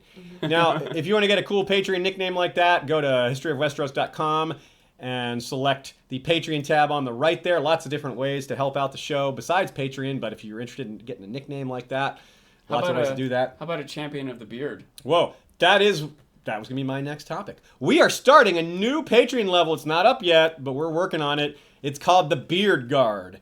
And the special thing there is you get your nickname read by this guy instead of by my boring ass. So you get Sean to mix things up. So if you want to be in Sean's Beard Guard, let us know, and we'll get that set up soon. I want us to have a council of the beard, a beard council as well. Okay, a Beard Guard and a council of the beard. Let us know which you'd prefer. Mm-hmm. And that is the thing. We have a question. What's the countdown by Brendan B-Fish these days? That's Brendan B-Fish, our good friend, is... who's been on episodes with us, of course. Absolutely. He's been counting down the number of days left in this year that the Winds of Winter could possibly come out still. Meaning the last date possible that it could be announced and still come out this year. It's in the 90s. There's still a chance Winds of Winter could come out this year. But I'm not counting on it. That's just what I always do. I never count on it because then I'm never disappointed. Yeah. Okay, so let us move on to our Con of Thrones chat. We got a few questions, and what is this on the screen here? We've got some great pictures. Oh, look at me there. Looking hot. Look at me and my knees. I'm showing off some knees there. Big shout out to Rawrist of Rawrist channel. And if you don't know Rawrist, check her out. She's another great Game of Thrones analyst, YouTuber. Not pictured there. Not pictured there, but her work is pictured there. Rawrist made the Septa costumes that are on display here. She did not make my burlap sack because that required only a burlap sack and a pair of scissors. So... She's not good enough for that. So yeah, she's not good enough for cutting holes in burlap sacks, but she can make fancy Septa costumes. But you did have some other notable Septas. Absolutely, some other notable Septas. That was my next point. We have Because Val right there on the far right. At Because Geek on From YouTube. Because Geek, absolutely. Check her out as well. She's part of the stream that was promised, along with Rawrist, that's coming this Sunday. And we got to meet her in person as well at Con, and that was a great time. She was one of the people that introduced us to Jackbox Live. So thanks to them. Thanks also to Allison, Jaden, and Faith, who the other Septas there, my Free Folk friends. What a perfect name for a Septa, Faith. All right? How perfect. Now we have this, shall we say, beautiful photo. Beautiful a photo. Piece of true artwork never seen before by any man before. This is love in action right here. If you don't notice, this is David Peterson from...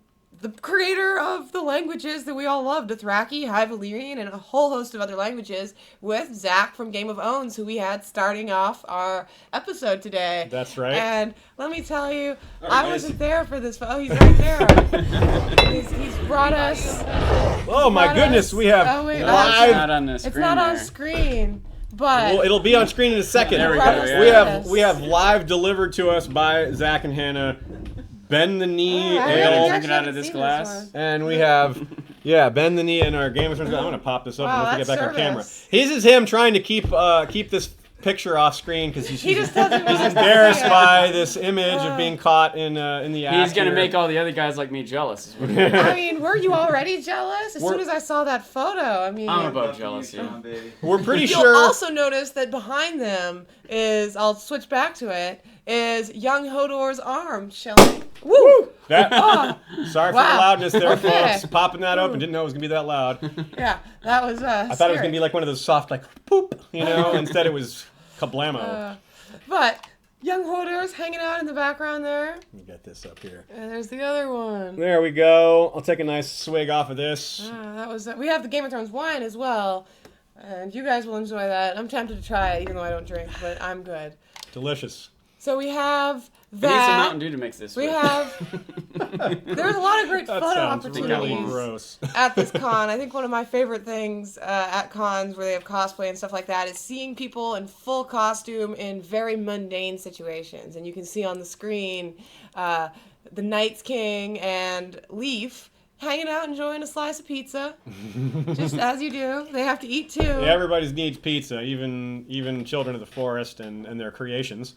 And you see another picture of them with Hodor.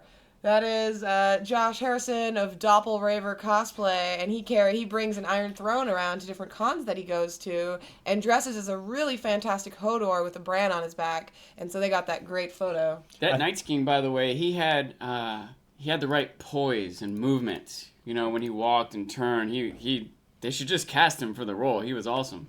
Yeah, he was very good. And these are two of my favorite pictures from the con personally.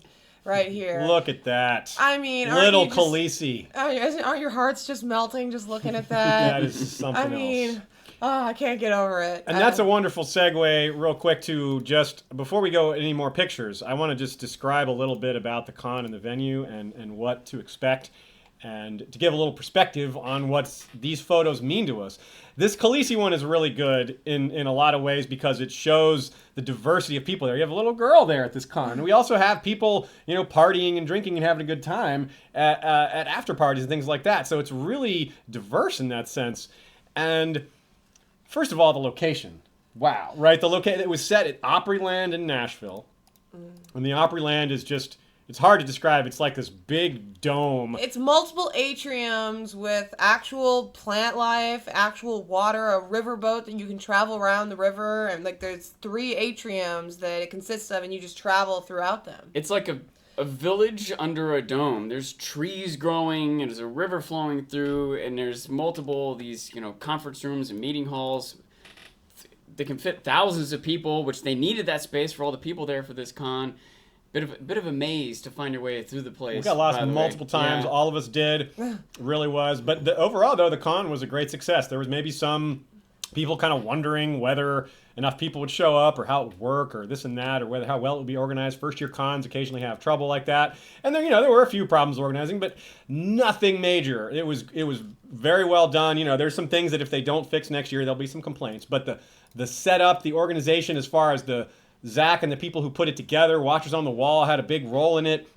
And they did a fantastic job of networking and creating this community and building it from within the community, which I think is huge, something we all really appreciate, because this is a community first and foremost.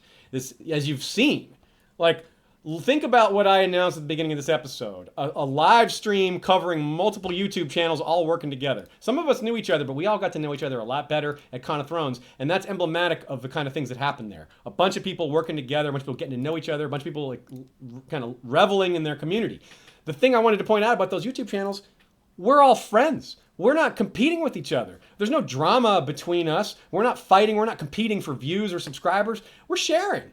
We're doing this all together, and that just gives me a warm fuzzy like this Omegang ale does about how... This gives me a warm fuzzy, too. This next image I'm about to show. Yeah, do it. This con had at least one proposal. I heard there was a second, but I haven't actually seen photos of it. But the proposal you'll see on the right by Melanic Photography on Instagram, they got Ramsay, Ewan Rian, to get involved in the proposal and got photos of it. The story supposedly goes like this. Guy walks up to Ewan and is hands him a little box and is open it. And Ewan is suspicious because someone handing Ewan a box? He's what is this, a dick in a box? Come on, dude, what are you doing here? So he was suspicious. But he then was he was convinced to open it. So he opens it and he's oh. And the girl's got no idea what's happening here. She's what is going on here? And next thing she knows, actual Ewan Rian, Ramsay Bolton, is proposing to her for her boyfriend. And obviously she was pretty happy about it. Yeah. And he's got the same exact expression throughout all these photos. It's pretty great. He's got that, yeah. So that worked out well for everybody. I mean, that's a story to tell for the rest of your life. Yeah, Ewan Rian proposed to me. Whereas this other person here in the other photo to the left just gave their baby to the Night's King. Yeah, pretty standard. That's getting into it. That was the best meme that came out of the con so far, because, what a great image. That one's been memed already. That one's out there on the interwebs already, floating around. A lot of different captions are put up with it. People made good use of that one.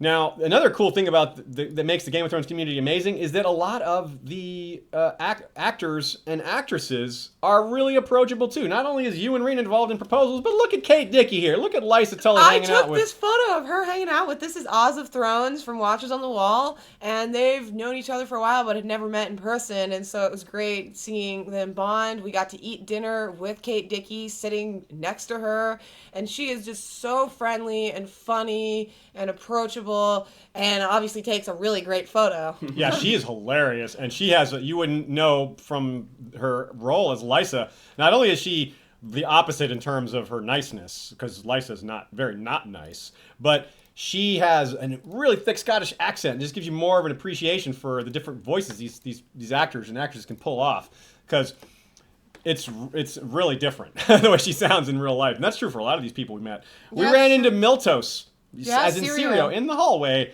And Took that the dude elevator with him. Yeah, we were in the elevator with him. And that dude has a thick British accent. nothing like how he talks in the show, and that's just great. He's just a great actor.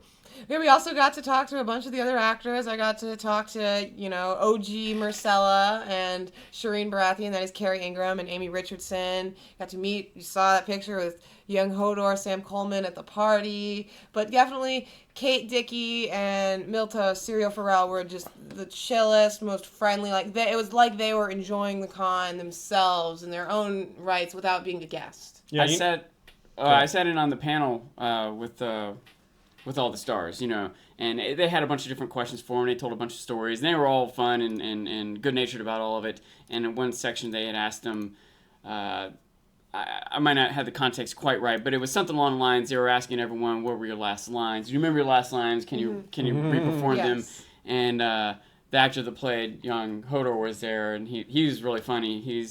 For this question, he's like, I don't know. I don't remember. I don't remember what my last words were. Yeah, Something, what was it? and the audience is like, and he's like, it was something about grab the window. That's what it was. And Shireen was, my last words, I think it was, Mom, Dad,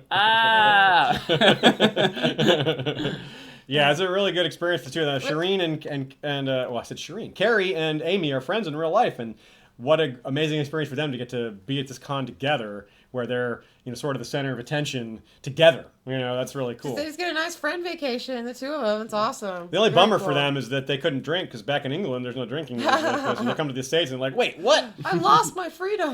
Yeah, what the hell is this? There's a lot of really funny things at the con. I mean, obviously a lot of people are really hilarious, but they had the opening and closing ceremonies, and you can see the picture here. They had characters the show has forgotten. A support group, as you can see there, for all the forgotten characters. And from left to right, you can see Val, a character from the books. Quentin Martell, a Martell from the books that was cut. That is, I can't even see clearly. That's Book Stannis, I think. Book Stannis, the moderator of their therapy session, Gendry, who's been disappeared, and then a very funny Victorian Greyjoy. And off camera is Lady Stoneheart, who is standing off camera, played by Hannah of Game of Thrones, who started our episode off. Which I should come clean with our audience. I'm partly sullied now.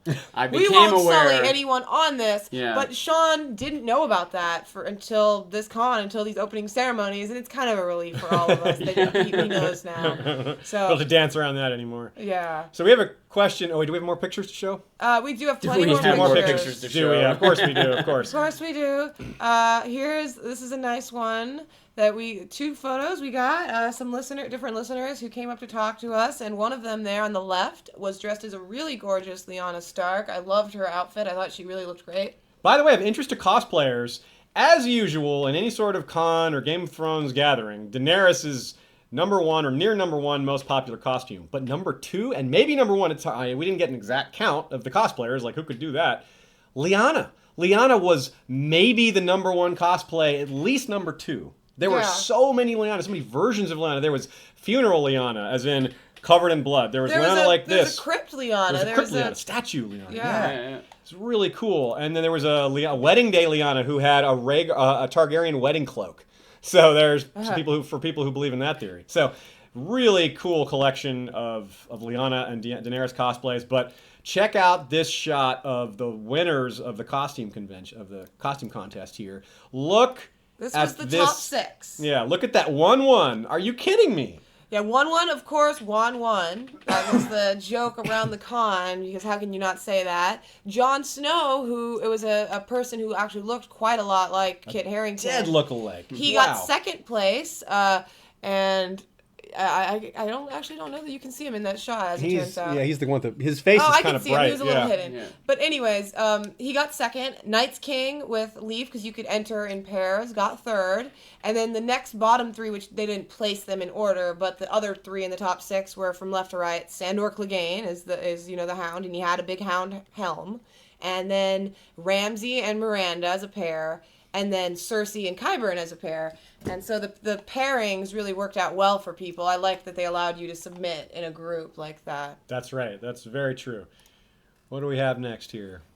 Next, we have some pictures from panels. Panels, good. Okay, so we'll have some photos of panels, then we'll talk about the panels. Yeah, and hopefully we'll have footage of these panels or recordings of it. It's still up in the air what we'll be able to release. But this panel on screen, this is us prepping, getting ready for our Westerosi Beasts and Where to Find Them panel, which we did with Rawrist. That's Rawrist on the far right there, yeah. Sean and I, and we had fun coming up with, we did a little game with Sean where we named four creatures, and one of them was not an actual Westerosi beast. Like, for instance, Stone Bear was the fake one in one of our sets, and so we named a bunch of different ones and talked about them. So I'm hoping we can release I don't think I got any of them right. No, you guessed them both wrong. It's true. We have another great shot here of Aziz on a panel with Vanessa Cole from Watchers on the Wall. That is the guys from Bald Move podcast as well. That is both Jim and Aaron. And Aaron, I call him. It's Aaron Hubbard. Yeah. I just picture it written out.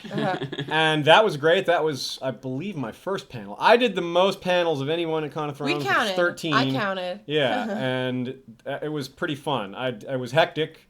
And well, we'll talk about the panels more in a second. Here's some more photos. Here's a photo of the winning trivia team, the Brains of Castamere, which of course has Aziz on it, no surprise, but also Sean and some other great people that we've talked about already. That's right. We have Chris from Smokescreen there, and between Sean and me, we have Tarzan from Trial by Trivia behind me on the right, or my left. That's Val from Because Geek in the front there, and that is Kevin from the Bat Productions on the far right, your right, and we did win the trivia, and Val suggested maybe we shouldn't have been playing, and we won't next year probably.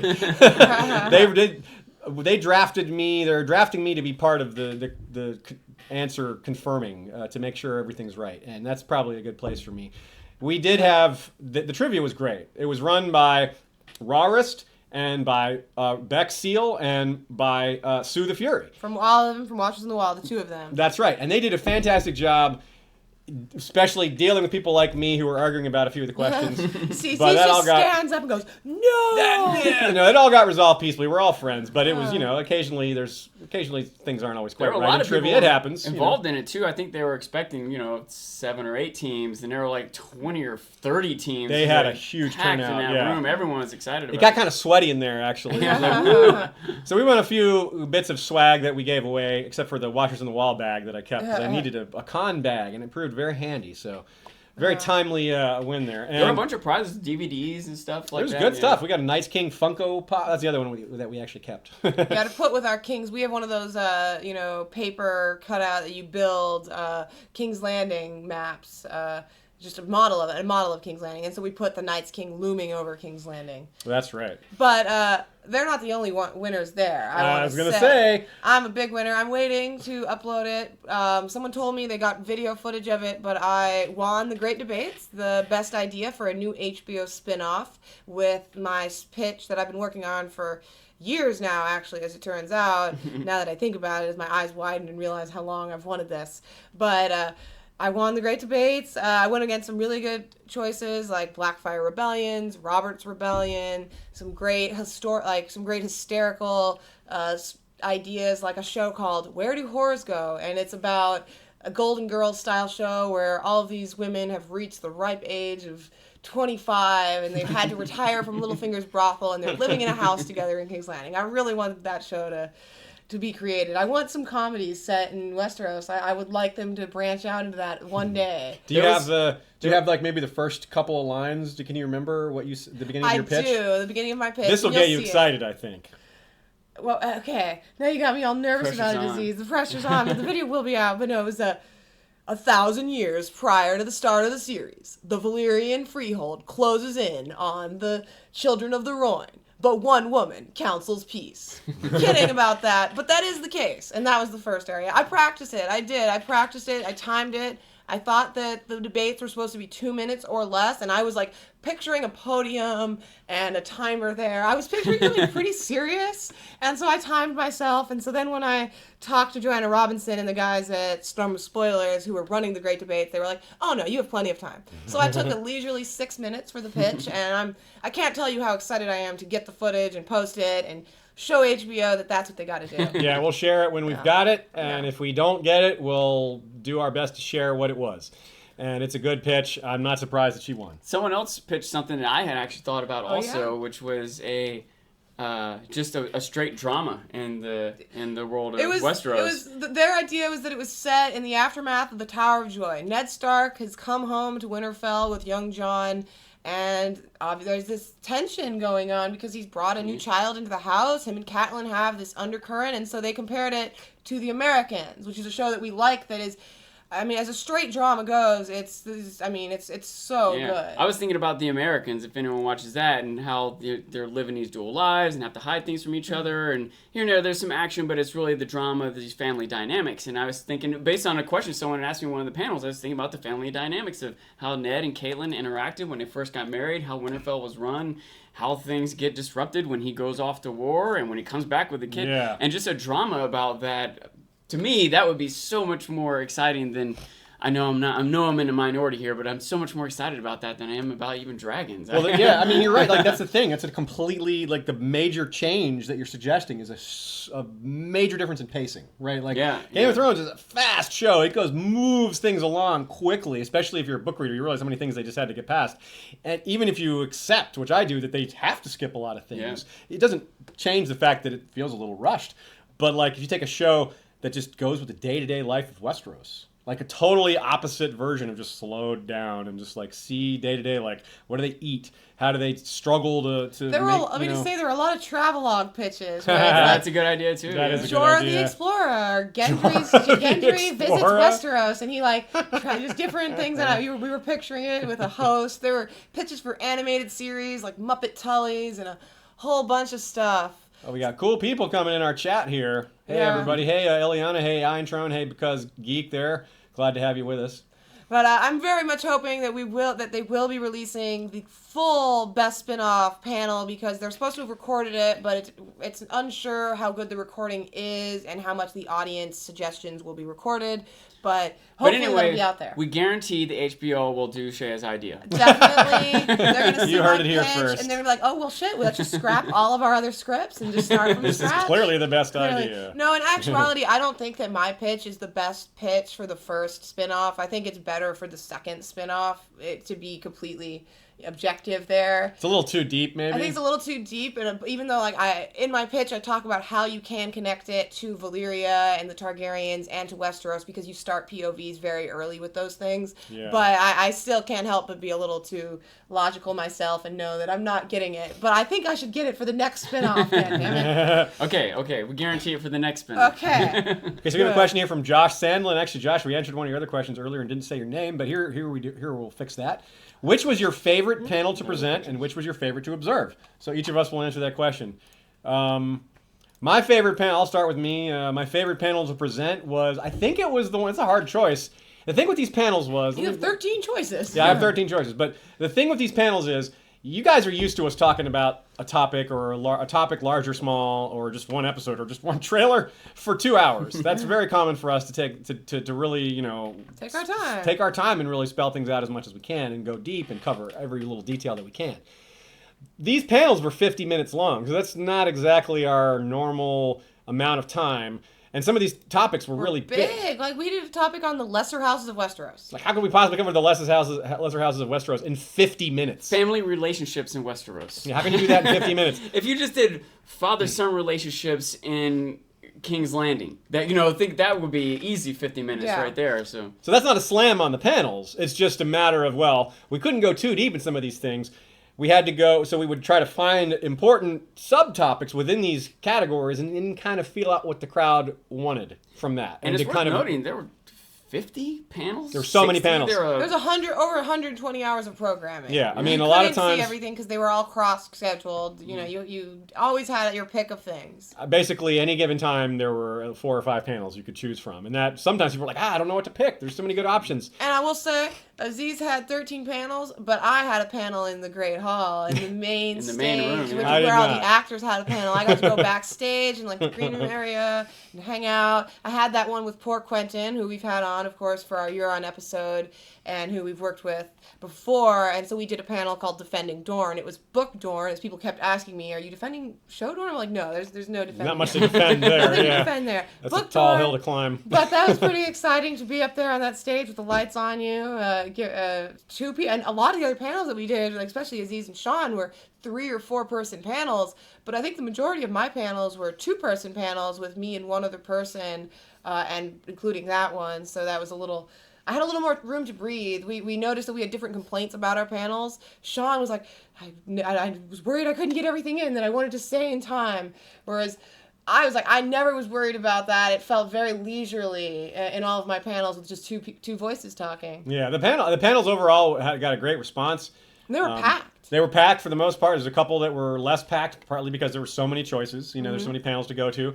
But the fact that they could have 5 or 6 panels at a time with just about all of them being packed is pretty good indication of the level of interest in And let me general. tell you what packed is, by the way. The rooms had approximately seating for 100 people, like 116 or Some something more, like but that. yeah. I was like counted the Those are chairs the smallest multiplied. ones, yeah. But they were all those seats were full with a dozen people standing in the background. A couple panels people were turned away from fire hazards. Yeah, the hotel yeah, staff were like, no, we can't have Can't anybody have that else many in people in a room, yeah. So that's one small thing that'll have to be addressed, but that's just, that's the first year con. There's going to be little hiccups like that. That's a good problem to have. There's Yeah. so many people interested. We can't handle it all, yeah.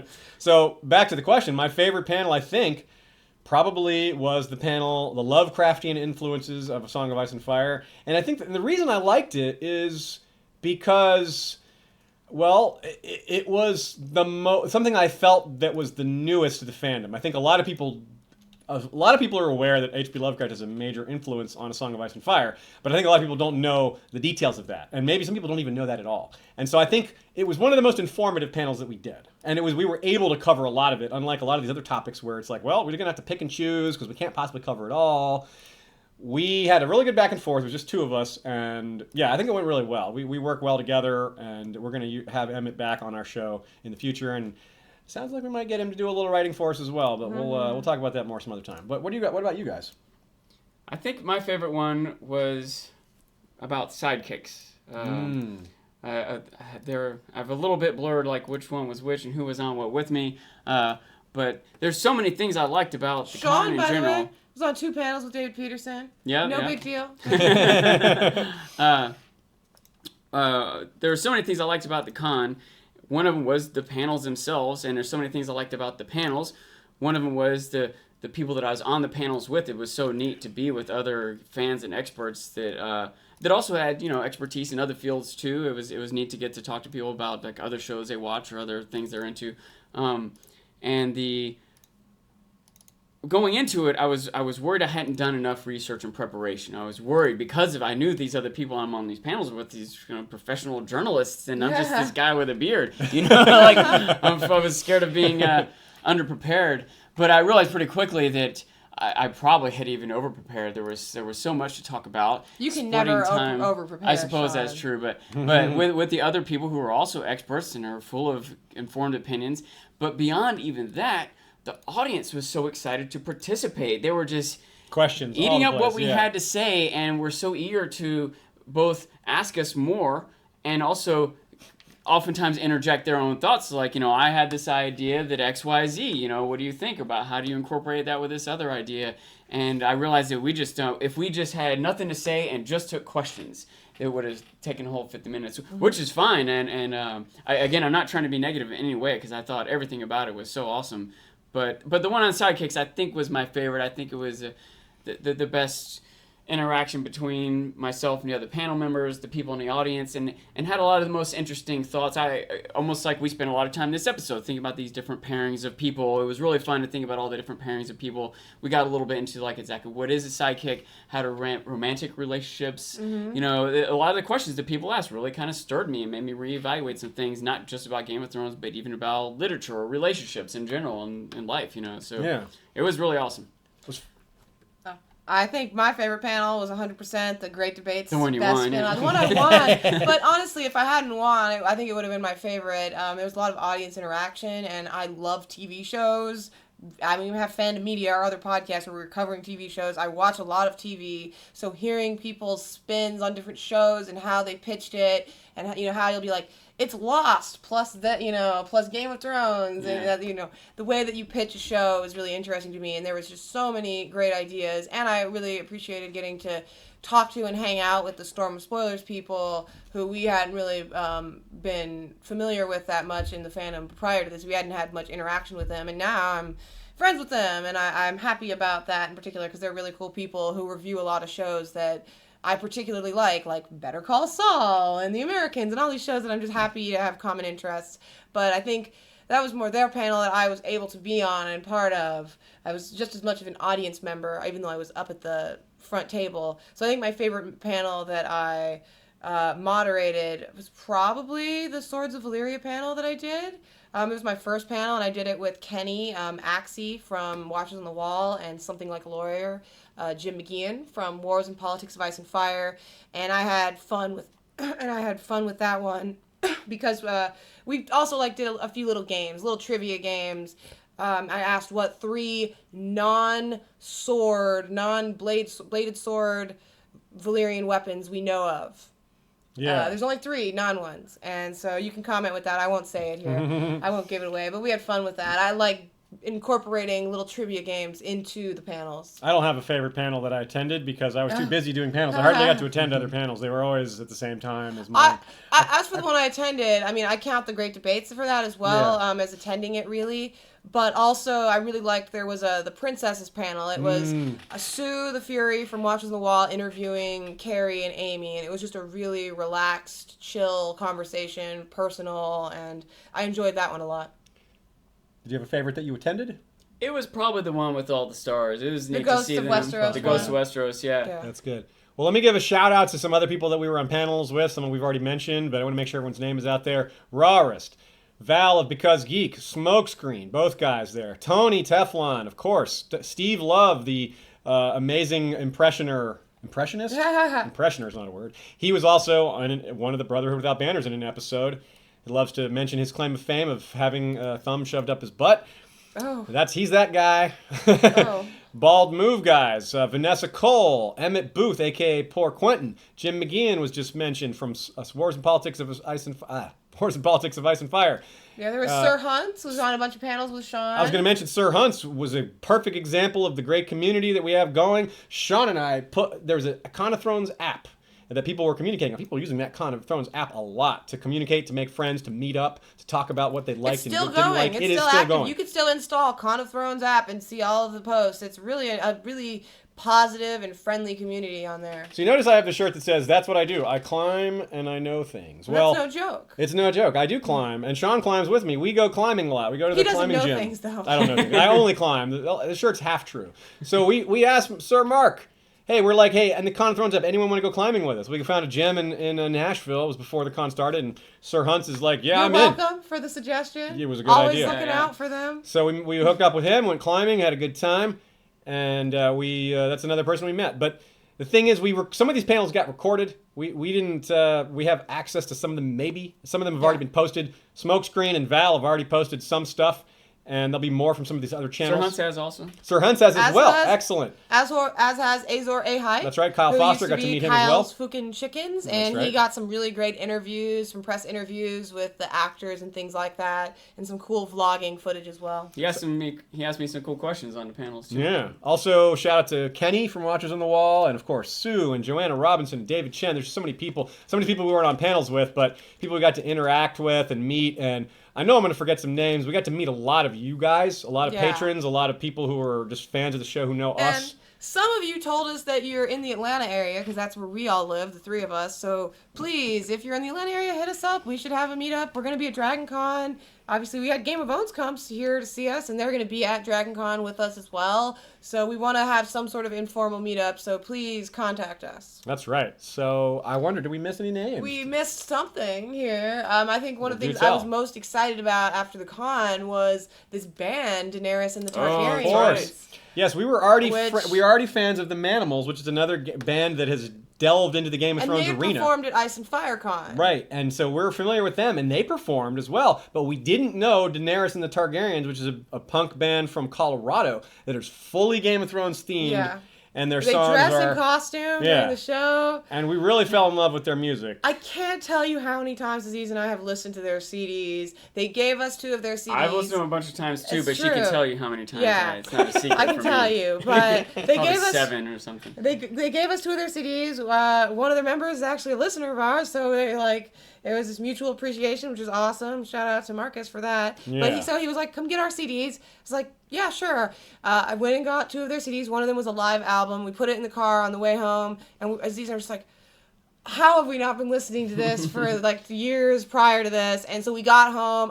One of the CDs they gave me was a live CD that wasn't online. I immediately ripped that CD to put it on so we could stream it all the time, and we've listened to it countless times. It's been stuck in my head since Monday, since we left the con. The only time I haven't had Dany Targaryen song stuck in my head is when I've had Quiplash songs stuck in my head. Yeah. We've made 2 really good discoveries from Con of Thrones. So definitely check them out. We're going to link to their video, Drogo He Didn't. Which is hilarious. Yeah. The lyrics are so good. The video's so good. Inspired it's awesome. in part by Please- Chris Hardwick. Yeah, please show them some love and give them a like on their Facebook page or YouTube or Twitter, whatever social media you use. But I was shocked that they had so few likes because they're so good. I can't tell you how much that they're. As good as a punk And band if you're could near be, Denver, check them out. Yeah, check them out. Sean. No, they're good, and they do a wide variety of genres too. A lot of it still has a punk tone But to they it. have a country song. But they have a country song. a bunch of rockin' songs. Yeah. And even Drogo He Didn't is a little different in that sense. Yeah, it's a little more it's rappy a little almost. sort of, but- like punk rap. I don't know Yeah. what you call that, but it's good. But it's really good. Definitely check it out. What else do we have to cover? We mention everybody? I'm sure we forgot a few people, some shout outs, people we met. There's so many people. We don't want to forget anybody, but it's inevitable because the weekend was a blur. There was a lot of our listeners too. Like it was, Absolutely. it was neat to meet these stars, but it was also neat to meet the. I don't know how much of a rush are we in. I want to tell a story. We can tell a story. We can each All tell a right. story. It's remember when you and I were walking with Lysa Tolley. We're walking with and Kate Dickey, House of Thrones, hanging out with her. And Lauren. And Zach was with us. We lost him. Yeah. Anyways. And we're walking along, and maybe we're waiting on an elevator. We came around a corner or something, and there's this group of people. We see a group of women waiting for an elevator, and they look I at can us just and their see in the eyes corner of my light eye, up. they're like pointing and whispering to each other, and finally one of them runs over, and we think, oh man, this crowd's about to swarm Lysa. Yeah. And they come up to me, and they're like, Are you Sean? Are you from House? Are you from Quincy? And I'm like, yeah. And she like waves her friends over, and you're Ashaya. And they're like hugging us and taking pictures. And Lysa's just and she's sitting just there. right behind us the whole time. Cracking up, I'm sure, at how fun. I'm sure she was relieved to have a small reprieve from the attention. But she made a great joke. Kate Dickey, Lysa again, that's her real name, made a great joke about how a lot of people asked her questions about her tits or her tats, as you say in Scottish.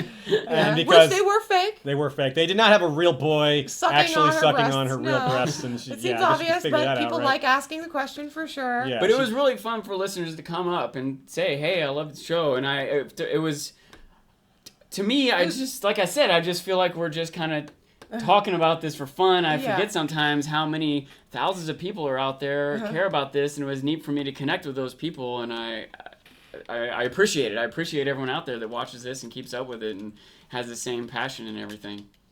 I had a funny experience like that. There was a podcast meet and greet event that we went to that we were on the schedule for, and I myself and other podcasters I talked to about it, we were under the impression that it was a meet and greet for us to meet each other.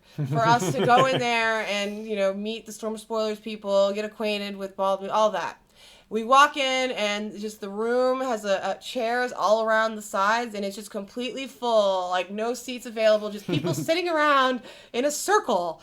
And I was just really disconcerted. Not for like a second. 12 people, 112 people. It was very disconcerting. We're like, how do we do this? Okay, let's stand in the middle and introduce ourselves and mingle and try to do this. It got really hot and very hectic in that room. So if you were there and we didn't get a chance to talk to you for very long or at all, I can imagine some people might have been intimidated to come up and talk to us, but I was also intimidated to come up and talk to you.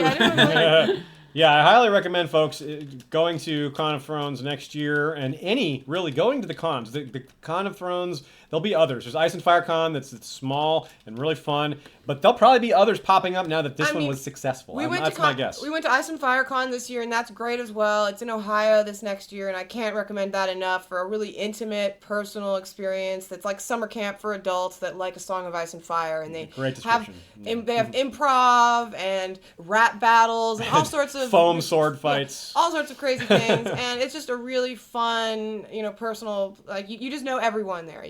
They had 200 people this past year, and they had doubled from the year before. So I really recommend it if Ohio is possible to get to. But otherwise, there'll definitely be some sort of Con of Thrones next year, although it hasn't been announced where or what weekend. Right, That's the Ice and Fire Con. Ice and Fire Con had a few hundred people. Yes. Con of Thrones had a few thousand people. Yeah, 4,000. And I felt like I knew everyone there too. Obviously, it's not as intimate if it's only a couple hundred, but still, like everyone was friendly enough, and I did meet so many people, and now I know even more, and I'm sure I'm still meeting more. So here's the thing. I'm gonna just take it down just for a second. The thing about a lot of these cons, a lot of this community, including people like me, it doesn't seem like I would be like this, but I'm kind of introverted. I'm much better at talking to groups of people than I am in one-on-ones. This is how it is. You'd be surprised how many people out there are like me that are like that. They can handle groups, but they don't like one-on-ones as much. A lot of introverted people in our community, in the Game of Thrones community, and it's not like computer. This is the kind of environment where you realize everyone around you is pretty much like that too. And it really has this effect on people coming out of their shell and being like introverted people becoming extroverted for 3 days. And then you go back to your regular life and you're like, well, regular life isn't as fun as being at a con. But it's seriously, I'm not exaggerating. It might change your life forever. I'll tell you, I'm personally a pretty, reserved person with most people. I'm not super talkative I'm not super social in general. Big surprise. No, I'm not. But I got to talk to some people there who you could just talk and talk to them for hours and hours and just totally lose track of time. Like I was especially excited because I got to meet Joanna Lannister, who runs A Song of Ice and Fire University, and of course pre-Game of Thrones, which, given the name History of Westeros, I'm a big fan of that. That's how we became friends, is that I saw that she had this blog, pre-Game of Thrones, on Tumblr that was just cataloging everything that happened before a Game of Thrones, which is an incredible undertaking and requires a lot of work. And I put a lot of work into cataloging artwork and things like that in various fandoms as well. I'm very obsessive about having things organized. And so we just got into a conversation where like multiple people came up to us to try to talk to us during our conversation, and we just had completely blocked them out and just kept going and going. And then it was 2 hours later, and we'd just been talking to each other for the whole time. So you'll definitely get to meet people you've known online and get to make new friends that you'll just not want to ever stop talking to them. Yeah, it's like it's a whole nother world. Imagine that, you go to your work, you go to your family gatherings, and you're like lucky to find someone that maybe has seen the show.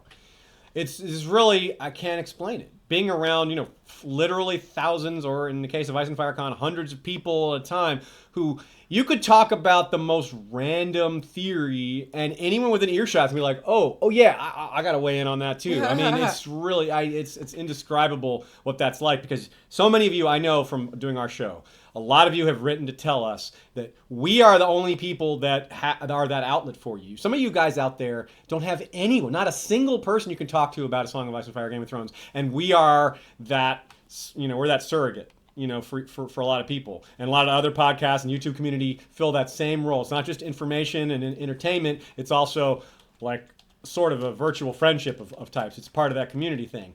And that is just comes fully to light at a convention like this, or any kind of convention where people are just kind of all of that same mind. Everyone's on the same wavelength for the most part. No one's there to argue. People are there to have a good time. Everyone's already in a good mood, and that really just kind of spills out over everyone. So I could go on, but I think that's We're over 2 hours. Yeah. We gotta wrap it up, but we will be back 2 times a week for the next 7 weeks. Let me do our Patreon credits. Of course. Sorry, I will get that for you.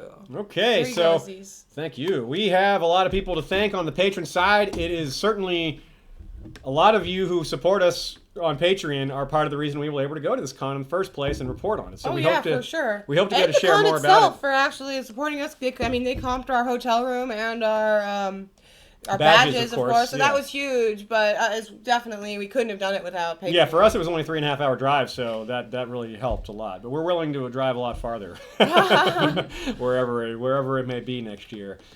Okay, Iceland. That's right. We could have been in Finland for Helsinki for Worldcon, and we didn't do that, and George is going to be there, so clearly we're not willing to go that far. That's a bit Yet. too much. Yeah. Yet. I want to. So let me thank thank y'all patrons for helping us out, and for everyone else who has liked and subscribed and upvoted and all that. Also, before I do that, another shout out to our friends at Game of Owns for temporarily conquering our show, for leading us in, for being our friends, and for helping to get that con going. They were a huge bringing this in a surprising way. And for getting me somewhat drunk during the live stream. They're right there.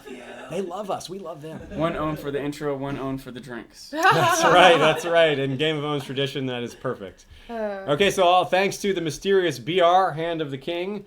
Thanks to Lord Jim the Fortuitous of Wars and Politics of Ice and Fire blog and Warden of the West. And our co-panelist. That's right, our good friend. Lord George Stormsville the Cunning, Lord of the Chiliad and Warden of the East. Cabethi Unfrozen, Lord of the Bricks and Castle Crimson Light and Warden of the North, who we met at Ice and Fire Con a few months ago. Lady Kelly McMath of Covington is Lady of the Villa Hills and Crescent Springs and Warden of the South. We have Koholkoi, Master of the Bow, called Sunpiercer and Slayer of the infamous ex-husband Kevin of Sunpiercer's sister there. Good Blood job. Rider. Yes. If you want to have a shout out where you kill someone, contact us. Contact us? Thanks for the alcohol, man. Contact us and we'll get you set up with a Blood Rider shout out. The small council of ours is made up of Lord James Inkblade, the Scholar Knight, Master of Whisperers. I believe we met him there as well. Grand Maester Saria of the Barrows, Cinder of the Citadel, also someone we've met in the past. Lord Robert Jacobs, Master of Coin. Rosie the Clever, Master of Laws. Lord James Tuttle, Master of Ships. We also have our lords and ladies in their castles, including Lady Direliz of Castle Naki, the Alpha Patron. Lord Dan of the Red Mountains and Castle Great Bell is Breaker of the Second Stone. Lord Skip of the Veldt is Lord of Castle Ganges. Mary Meg is Lady of the Bloody Stepstones.